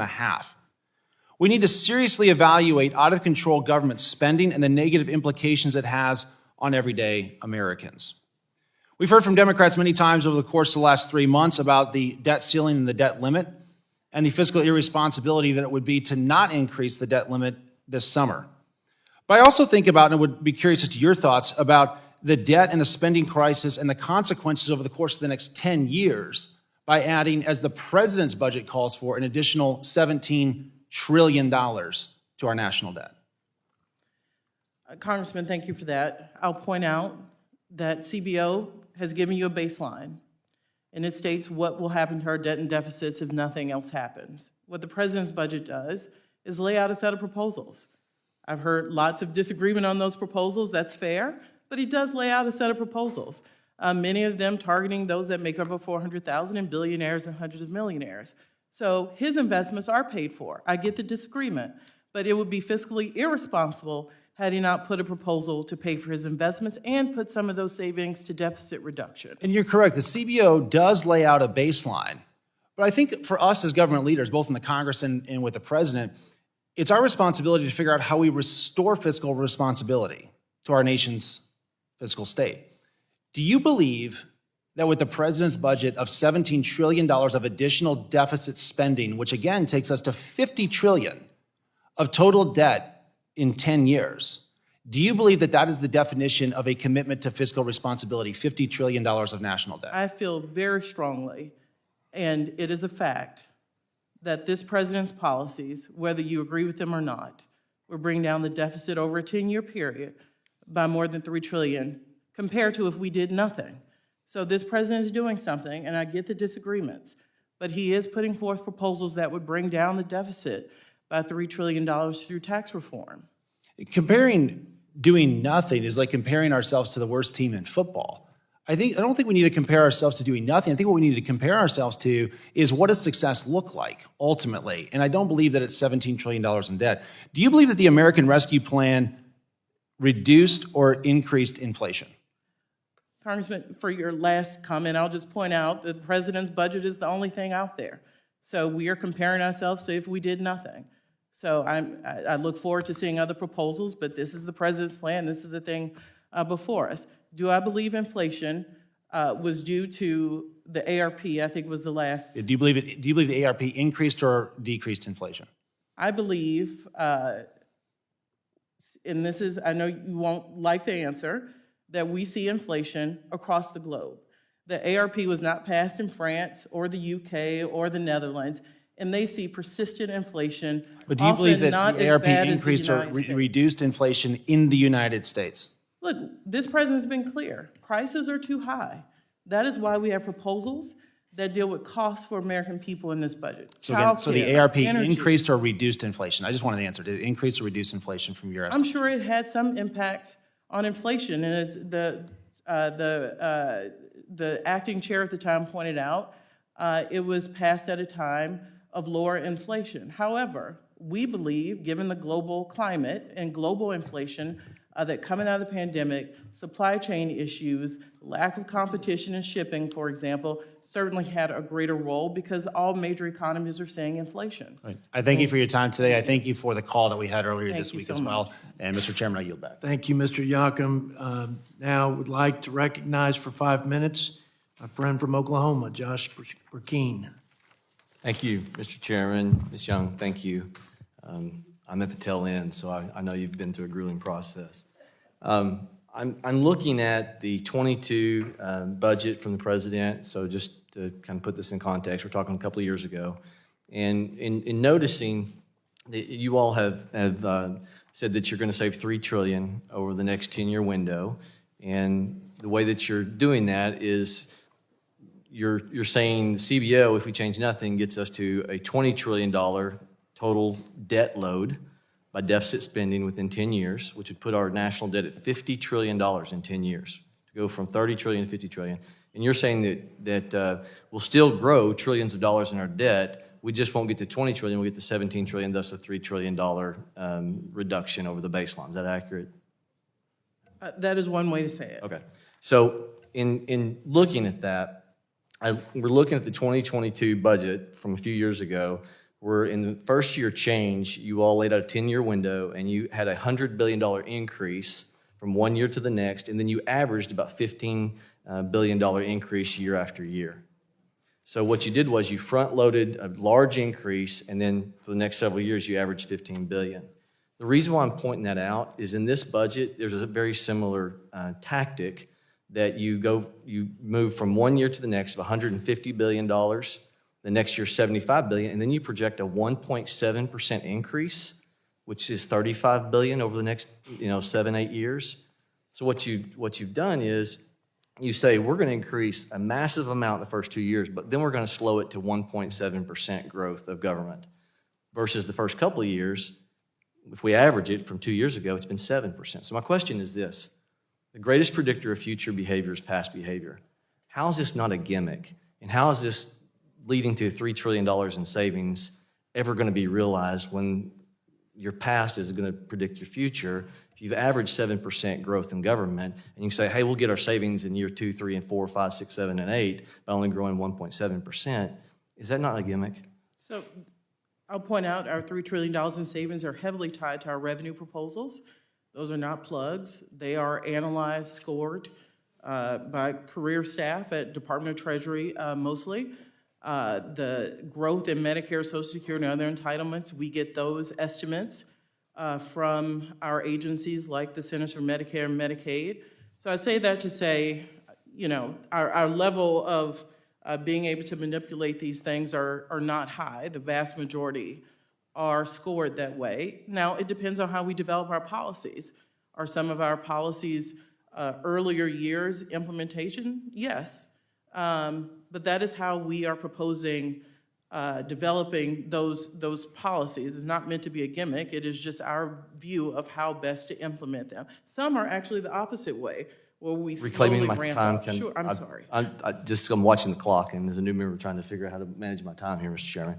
So I would just say that I'm not saying that other administrations haven't done this. I would just contend if you look at the history and look at the future, then at 7%, it actually, instead of saving $3 trillion, it actually adds $2 trillion more above the baseline. So I just contend, I think it's a great way to get the numbers we want for our purposes of looking like we're saving money, but I contend it's not ever going to be realized, and it's going to be greater than this. Let me ask you this. We know Congressman Norman mentioned $3 billion is going to be added in your budget proposal for gender equity. Climate change mentioned 42 times. LGBTQ mentioned 7 times.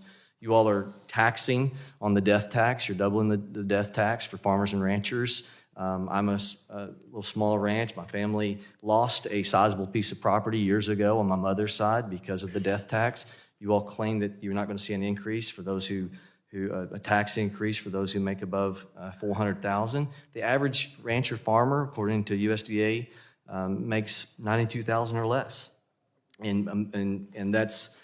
So can you guarantee the American people that a doubling of the death tax is not going to be borne by the farmers and ranchers who make, on average, less than $92,000 per year? This president has an ironclad commitment. Those making under $400,000 will not see more taxes. I think you're talking about our stepped-up basis plan, and certainly those smaller farms are exempt from that. And you have my commitment to work to make sure we do common sense policies, but we've got to do something to make sure that larger corporations, no matter what business they're in, pay more into the system to make sure we can save those small family farms. Mr. Chair, I just need to say, I contend that the small farmer and rancher will pay it. It will be borne by those who make a small amount of money, who keep assets in their land value. And I just think it's misguided to think the farmer and rancher, the average person making a small amount, is not going to pay this tax. I think the gentleman from Oklahoma's time has expired. Now I want to recognize Ms. Schakowsky from Illinois for 5 minutes. Thank you so much.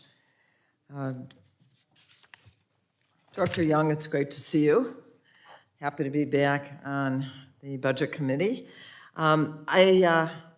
As I know you know, the bipartisan infrastructure law that we passed also included the Building America, the Building America and Buy America Act, which I am so happy is part of that legislation. It requires that all federal financed infrastructure projects use American iron and steel manufactured products, and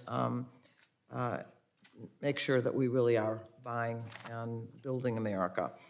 As OMB, in your role at OMB, and in really implementing this, I wanted to just say that I think that it is so critical that the federal infrastructure programs maximize the creation of good union jobs at the same time as we're addressing the supply chain and making it clean and more secure. So while I understand that there are some exceptions in the law of Build America, Buy America, I want to make sure that we're implementing that in a targeted way, in a transparent way, and a time-limited way.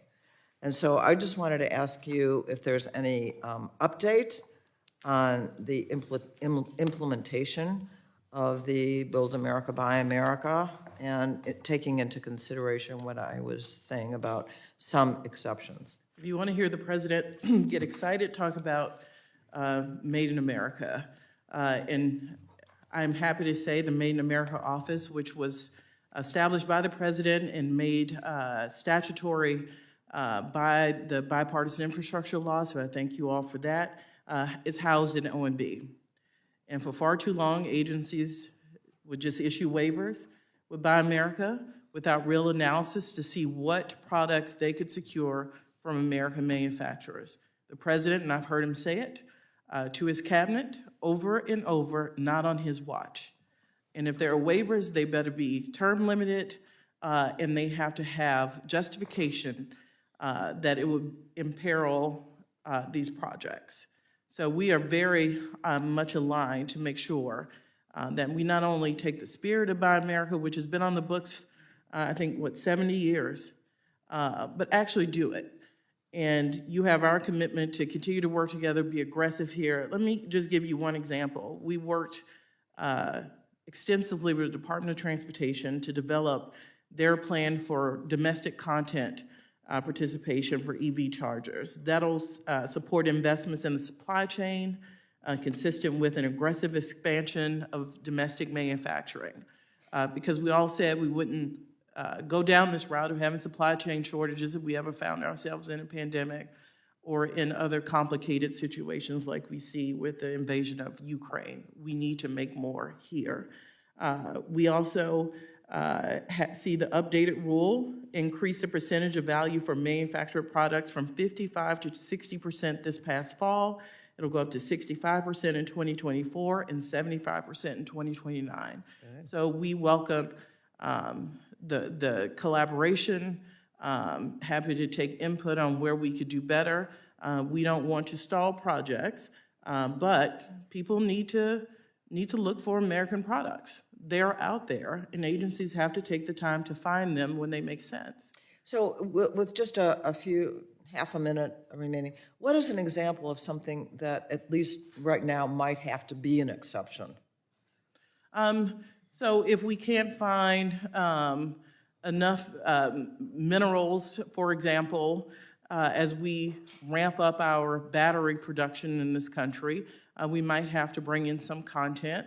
But the idea is that won't be forever, and that we need to do more here. Because we've seen now what every American now knows what supply chain means. And that was not the case before the pandemic. And we should never find ourselves in that position again. And it would be limited in time, right? That is the goal for all of this. As we see our manufacturing boost, almost 800,000 jobs in manufacturing added under this president. So as we see these jobs come back to the U.S., more made in America, the idea is that will create systemic long-term change. The gentlelady's time has expired. Great conversation, discussion. But let's now move to my Texas colleague, senior physician in the House, Dr. Burgess, for 5 minutes. Well, I thank the chairman and Thank you for your endurance today. I know it's been a long day. You had a conversation with Senator Romney in the Senate hearing, and you implied that we're going to need bipartisan effort to work together to find common ground to save Social Security and protect Medicare. Is that still an operational statement? Look, you see an old congressional staffer here. All of these things in the president's budget will require Congress to act, so absolutely. So sometimes it's a little disconcerting that some of the rhetoric that comes out directed at people like myself who have genuinely worked on this problem for a long time, being accused of things that are just simply not true. But I have to ask you, over the last 2 years, where have there been cuts in Medicare over the last 2 years? Congressman, there have not been cuts from the president, presented in the president's budget, or administratively. Any doctor in this country that you ask that question will tell you that they have suffered significant reimbursement reductions in the last 2 years, on top of a base inflation rate that is unlike anything that's been seen in 20 years. And that's just simply a fact. So I think we ought to agree that we can work together. No one's hands are completely clean here, but we need to be focused on what can be done for the future. Now, in previous budgets from President Obama and President Trump, they talked about site-neutral policy in payments in Medicare. Site-neutral payment policy being that it didn't matter whether the service was delivered at a doctor's office or a hospital, the reimbursement rate would be the same. And yet, current law is that under the outpatient payment rates, it costs 3 times to do something in a hospital what it costs to do in the doctor's office. But wouldn't you agree that site-neutral policy is something that we should be pursuing? Congressman, I'm happy to look at those proposals. Clearly, that is not reflected in the president's budget, and yet he has a plan on solvency. So I offer to sit down and talk to you about those, but those are not reflected in the president's budget. Correct, and that's just, it was curious to me why the 2 previous administrations talked about a site-neutral policy and this administration did not. Look, the fact remains over the last 2 years, House and Senate Democrats and the administration worked together on mammoth reconciliation bills that didn't include any Republican input, raided money, $300 billion from Medicare to pay for Green New Deal programs. Why was it not a priority to fix these problems that you're now talking about? Why was it not a priority to fix these problems while the Democrats were doing their reconciliation bills in the last 2 years? Congressman, it is extremely beneficial to the taxpayer and to seniors. The prescription drug benefits seen in the Inflation Reduction Act. We absolutely did address Medicare in a substantial way. Seniors will not only see reduced out-of-pocket costs, but also the taxpayer will, because we will pay less. Yeah, let me just suffice it to say there's a difference of opinion on that, and there is a difference of opinion on what it does to the downstream effects of innovation. However, those cuts that occurred in the Part B program basically affect physicians' offices, and those dollars saved were basically used to go to pay insurance companies in the Affordable Care Act and increase subsidies of the Silver Plan in the Affordable Care Act. And it is that fundamental unfairness that makes people suspicious of what the administration has in store, what it has in plan when it talks about the future for Medicare and Social Security. Well, I hope they look at the budget, because we're very clear. It moves the net investment tax to the trust fund. It raises the tax from 3.8% to 5% for those making over $400,000. And that is laid out very clearly for those who are concerned about what our policy is. And those policies will extend the solvency by 25 years at least. But to look at other policies like a site-neutral policy, perhaps way the purchase of prescription drugs occurs in CMS, there are other programs or there are other approaches that would yield real savings right now, and it seems like the administration is not interested in pursuing those. Thank you, Mr. Chairman. I'll yield back. I thank the gentleman from Texas and now recognize Mr. Buddy Carter from the great state of Georgia. Thank you, Mr. Chairman. And Ms. Young, thank you for being here. Appreciate it very much. This is actually the third time that I've had the opportunity to ask you questions since I've been on the Budget Committee, and I'm sure you don't remember, but the first two times I made it clear that I don't agree with the president on his priorities on spending. I understand it, but I certainly, we have our differences on that. But I think that we do agree that we should be protecting Americans and protecting our citizens. And number one responsibility of the federal government is to protect our homeland and protect our citizens. And that's why I'm so concerned about what's going on down at the border, the southern border, the southwest border. You see, I'm a pharmacist, a healthcare professional, and, you know, every day we're losing upwards to 300 people every day as a result of drug overdose, much of it fentanyl poisoning, not overdose, poisoning, not addiction. And it concerns me. And listen, I can rattle off the figures with you. And, 1.9 billion people, that's enough to kill, and fentanyl in our country, enough to kill 1.9 billion people. You know, it's gotten so bad, if you'll look here, Ms. Young, I actually carry naloxone in my backpack.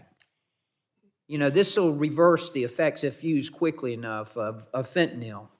And I actually carry it in my backpack everywhere I go. And I believe there are two things that we have to do in order to address this problem with the fentanyl poison in our country. One is that you got to stop the supply. And most of it's coming from the southern border. And secondly, I want to make sure that we have access to this. There's enough over here now that we've got to make this available without a prescription. We got to remove the barriers. This ought to be like syrup of Ipecac anymore. It ought to be in every medicine cabinet, every emergency box. It ought to be in where you see a defibrillator, you ought to see that. That's how bad that problem is now. That's why it baffles me that this budget seeks to spend 3 times as much money on zero-emission vehicles than combating the fentanyl crisis. Can you tell me how this budget addresses the fentanyl crisis in any serious way? Sure, Congressman, you've heard me rebut the cut narrative on DHS, and I'll continue to point out that DHS grows by over 9%. But specifically on the border with fentanyl, I think we have some common agreement here. I've been to the border. I've seen them pop off the sides of cars and drugs packed to the hilt. The cartels know that our land ports of entry, because that is where most of the drugs come through, don't have the technology in place to track. So they're willing to drive things through, lose some of their goods because they know they can get enough through. What are we doing to get that equipment? That's what I'm asking, and I appreciate the fact that you know, and I hope you're communicating that to the administration. And that's why we have money to continue, and thanks to the bipartisan infrastructure law, we had land ports of entry money. This would add more of that NII equipment to make sure we are scanning more cars that come through the border. If you will, Ms. Young, I've been to the border 7 times since I've been a member of Congress. And the last time I was there, we were told that only 5 to 10% of the fentanyl that's coming in over that border is coming through ports of entry. Now, granted, we may be capturing 97% of that at the port of entry, but that's 97% of only 10% of the total fentanyl. So what are we doing to secure the border, to stop fentanyl coming across that border, to stop killing our citizens? What does this budget do to address that? Well, one, I'm happy to talk offline about your analysis. Mine is that most fentanyl is coming through the land ports of entry, so technology will help. What we also need to do is make sure we are supporting the men and women down at the border. This budget funds CBP to hire 350 more Border Patrol agents. We have a border surge plan that I've not heard much interest in taking up, but we think it's novel. As migration flow changes, we are asking that depending on how many migrants are coming across, more money is released to help us deal with what will most likely be an increase. Okay, flow after that's May. fine, but I'm failing to see how we're addressing this, because we are allowing American citizens to be killed as a result of fentanyl poison. You know, if we were to lose 300 people in a plane crash, we'd stop every plane from flying right now until we got it fixed. Yet we lose 300 people every day to fentanyl poisoning, and we don't do anything about it at the border. We agree with you, Mr. Carter. That's why we have money here to help stop the crossing of fentanyl and to go after these cartels. We agree with you. I don't see it in the budget, though. After this, we can go through it, and I'll show you. I will be glad to, because I need to know that this administration is serious about this. I've worked on these issues a long time, and I'm happy to work with you. Thank you, and I yield back. Thank you to the gentleman from Georgia. Would like to recognize now my friend from Kansas, Mr. Estes, for 5 minutes. Thank you, Mr. Chairman, and thank you, Director Young, for being here. I know it's been a long day for you, and some of us coming in and out and going through the process. So I want to surface on 2 or 3 things and then a deep dive on a couple. I mean, one of the things that when we did passed the Tax Cuts and Jobs Act, was intentionally addressing companies being motivated to leave the United States because of taxes. And we were seeing a lot of inversions, and even the Obama administration, President Obama, before President Trump came in, was talking about how bad inversions were. And since Tax Cuts and Jobs Act was passed in 2017, there have been no inversions, companies leaving the United States through that process. And that was the intention of making sure that we do that. So I'm really concerned, some of the things in the budget, going through and adding taxes back and defeating some of the value that was in that program of helping make companies stay here. And particularly as we've talked about, I mean, one of the things talk about raising $1 trillion from the global minimum tax under the theory that it would prevent a race to the bottom in taxes around the world, when in reality, the underreporting process is going to allow other countries who've passed that law, which nothing's been brought before Congress yet, to be able to change the U.S. tax law to have that process. So I'm really concerned that the numbers in here for revenue are going to be worse than what moves forward. And part of the reason why that bothers me is, this past year, or this current year, we are borrowing 1 out of every $5 that we spend. I mean, 1 out of every $5 is spent. And the budget that's proposed for next year, 1 out of every $4 that's spent is borrowed. And to me, it looks like, as I go through the math, you're saying that the deficit's reduced by $3 trillion, but I just don't see that. When I look at the numbers, I look at, on S1, the table in the budget, and it talks about a $1.5 trillion deficit this year. Next year, that goes up. The next year, it goes up. A couple of years are stable, right about the same as this year, but then it goes up and goes up and goes up. And over the 10-year period on that table S1, it says that the deficit's increasing by $17 trillion. So I'm wondering where the claim is that it's $3 trillion less when it's going up $17 trillion over the 10 years. Congressman, if you look on S2, we have a lot of S tables, I point out. If you look on S2 at the bottom, total proposals in the 2024 budget shows the year-over-year deficit reductions, and it adds to $2.9 trillion, the nearly $3 trillion we've talked about over many hours in this room. Right, but if you look at the debt, actually continues to go up, which means that's more of a reflection of, just because we didn't raise the deficit $20 trillion, we can't claim that as a $2.9 trillion savings, because we are raising the deficit by $17 trillion. You can. I mean, the yearly deficits feed into the debt, and you can't make deficits worse. It will make the debt problem worse. So it absolutely does help get our fiscal house in order to save $3 trillion with the president's policies. But it doesn't save $3 trillion. It just means we spend $3 trillion less than we could have spent in another avenue, because the debt actually continues to go up in this next 10 years, the breakdown for that. So I know a lot of discussion around that. I don't understand that math, that process going through there. I do want to hit one other quick point. I know this is a real quick to go through in 5 minutes, and you've been hit with a lot of different issues, but one of the things we talked about earlier was Social Security. And I don't see anywhere where the president proposes to save anything on Social Security. I mean, we look at, all the projections are out there that within 10 years, the trust fund will be depleted, that at that point in time, the projections are that it'll be a 23% cut in payments, monthly payments. So if you're making $1,000 a month in your Social Security payment, you'll drop down to $770. So what has the president done to fix that? So Congressman, as we sit here in 2023, we absolutely, the budget speaks to this, want to work with people in Congress who have solutions for the trust fund running out of solvency in 2033.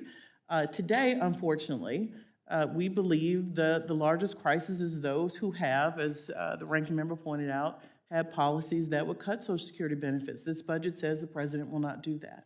Okay, so if I look at this, there's really nothing in there that helps Social Security over the next 10 years. So we'll have to do that work. Yep. Yeah. Thank you, and I yield back, Mr. Chairman. Thank the gentleman from Kansas, and now yield 5 minutes in recognition to Ms. Stephanie Bice from the state of Oklahoma. Thank you, Mr. Chairman and Ranking Member Boyle, for hosting this hearing today. And thank you, Director Young, for being here. It looks like we're close to the end. So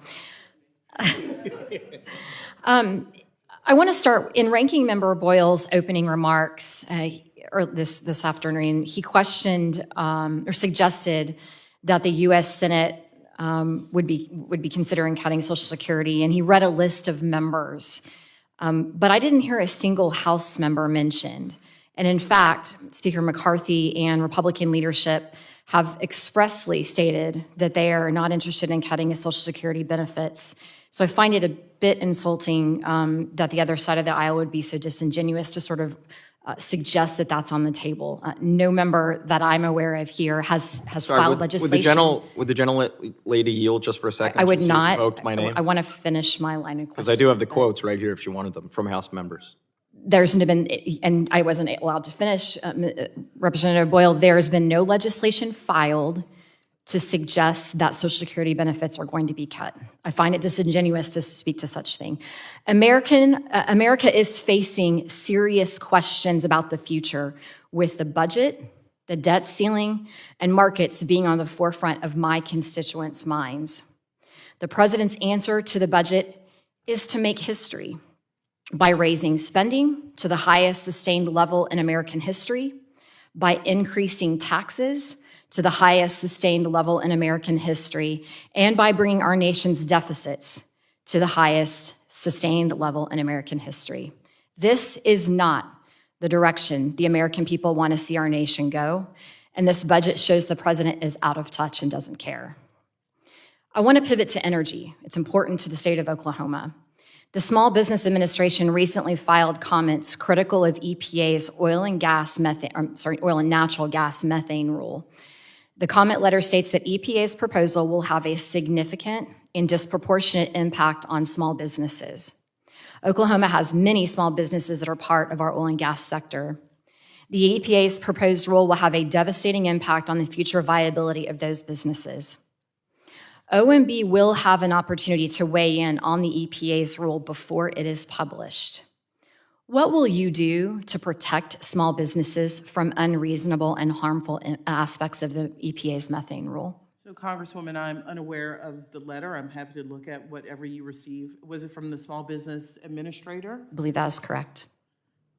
I'd be surprised by that, but I'm happy to look at that. And when it comes into OMB, as you know, it will be an OIR, the Regulatory Office review. We will not comment on how we review that regulation. That would be improper. We do take, as part of the 12866 process, from members of Congress, from outside organizations that have an interest in the rule, we do offer meetings to make sure that all of their positions are known and put into the record. So I promise you we will follow that process and make sure we have a robust 12866 process. Thank you. In response to Representative McClintock's questioning earlier, you suggested that oil and gas companies have made record profits this last year and should pay their fair share. Is that accurate? A little more nuanced, but I said profits were $200 billion last year. Can you share with members of this committee what the total losses for oil and gas companies were in 2020? I do not have that, but Okay, I'm would you be surprised to know that with just the 5 integrated super majors, ExxonMobil, BP, Shell, Chevron in total, the posted combined total losses for those 5 entities was $76 billion in 2020 in 1 year. And the reason I bring that up is that it is surprising to me that this administration would think that taxing the oil and gas industry would be a viable option in raising revenue. As you know, yes, oil and gas companies have been able to make a profit this last year, but this is a cyclical market. I come from the great state of Oklahoma, where 25% of our oil and gas, of our state revenues come from oil and gas. Some years it's great, some years it's really bad. And 2020 was one of those years. There were a record number of bankruptcies in the oil and gas industry, record number of job losses. And so to suggest that taxing the oil and gas industry is a way for you to be able to have a bigger budget and to a larger spend, I think is a detriment to the American people, because at the end, that's going to require us increasing goods and services cost.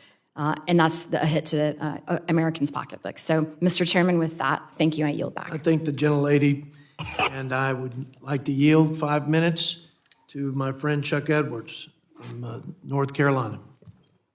Thank you, Mr. Chair. Director Young, thanks for being with us this afternoon. I'm not going to ask a lot of questions about the budget. I know my colleagues have dug into that quite thoroughly and certainly exposed it for what it is. I've got 2 questions. One is going to be fairly simple. The other might not.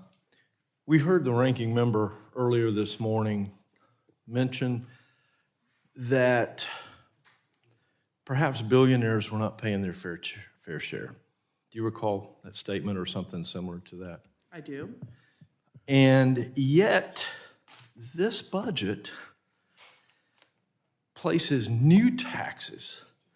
Not only does it raise taxes on the middle class by about $2,000 per year, but it places new taxes on anyone making more than $400,000 a year.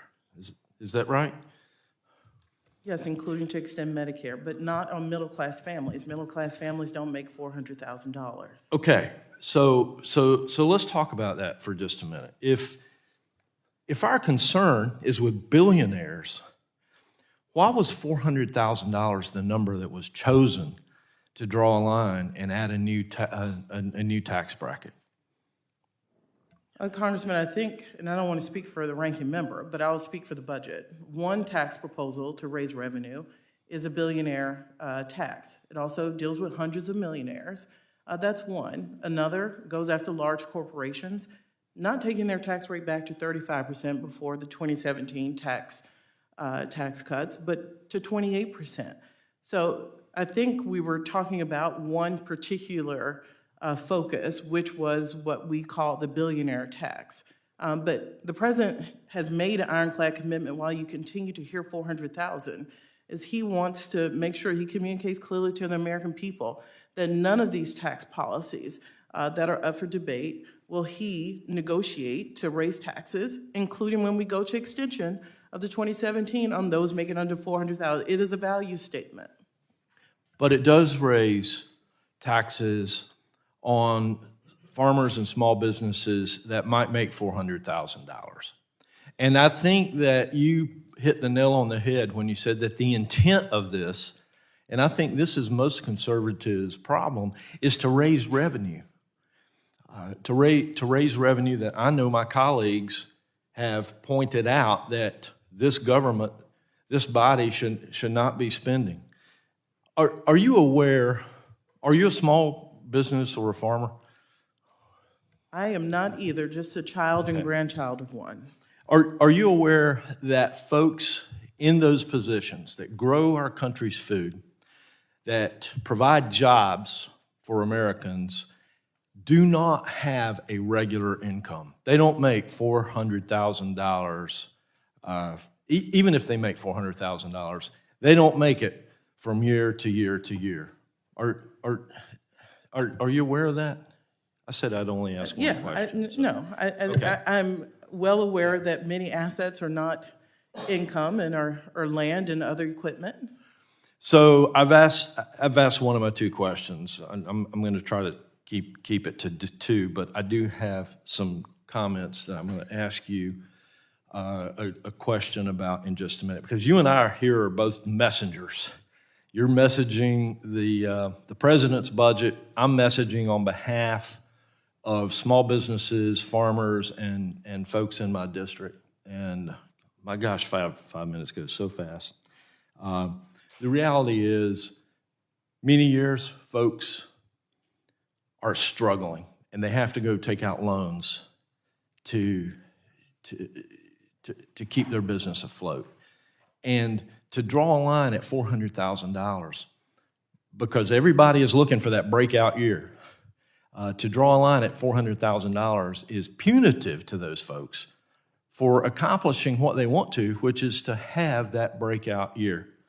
And after businesses and small farms have gone through what they've gone through, and let's run through that real quick, after enjoying the strongest economy ever under the Trump administration, they were hit with a pandemic.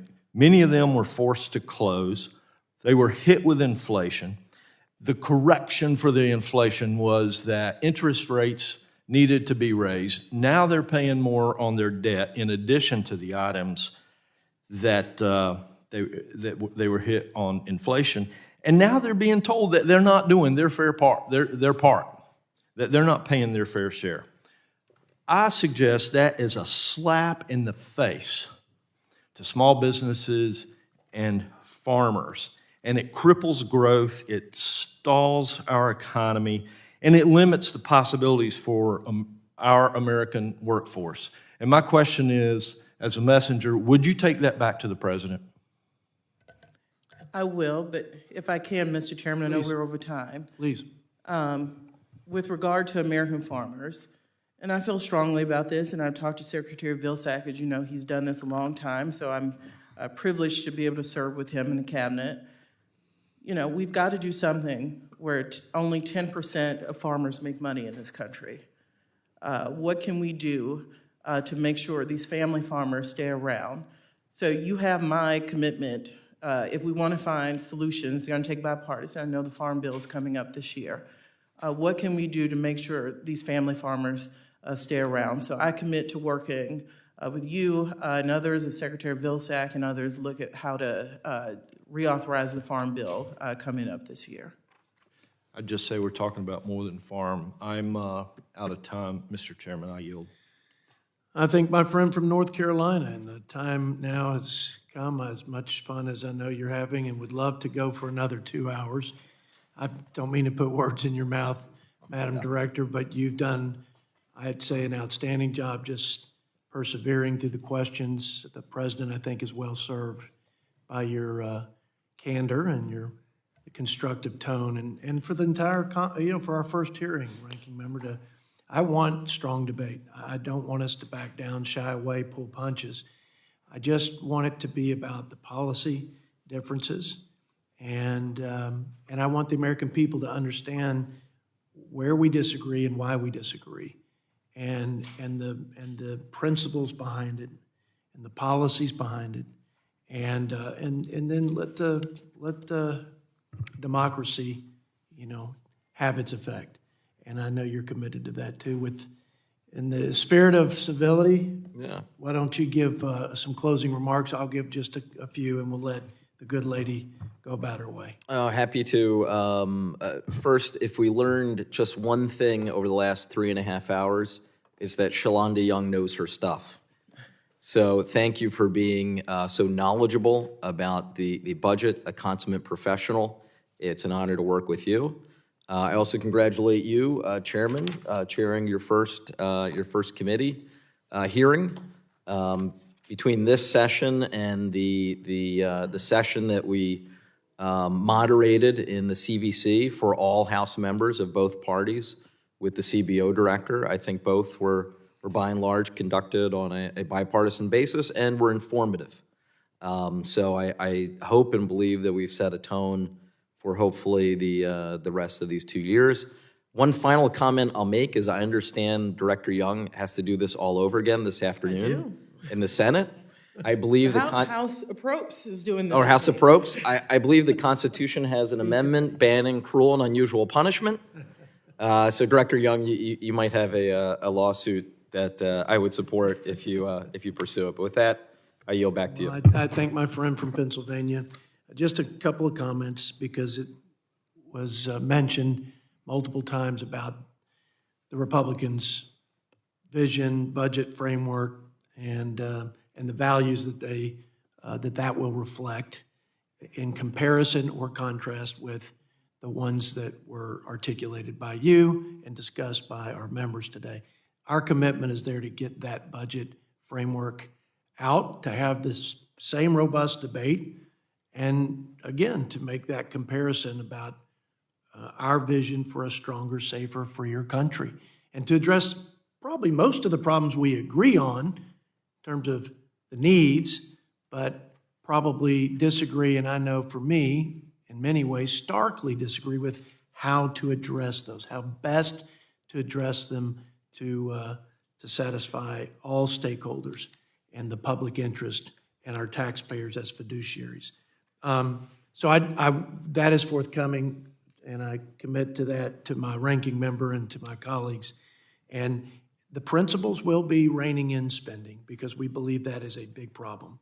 And we believe we can't get to the debt, and we can't guarantee our children that blessing of security and a stable economy and future without doing it. We also commit to growing the economy, and among other things that I hope will be clear about our budget.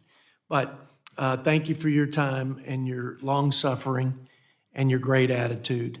And with that, I will read my little remarks here that so I can take my gavel. We have got to get a bigger gavel for this is so disrespectful to a Texan. I think you know that as a good Louisiana country girl. This is not right. So we'll let it slide this time. I want to thank the director again for appearing today. Please be advised that members may submit written questions to be answered later in writing. Those questions and their answers will be made part of the formal hearing record. Any member who wishes to submit questions for any extraneous material for the record may do so within 7 days. And with that, the committee stands adjourned.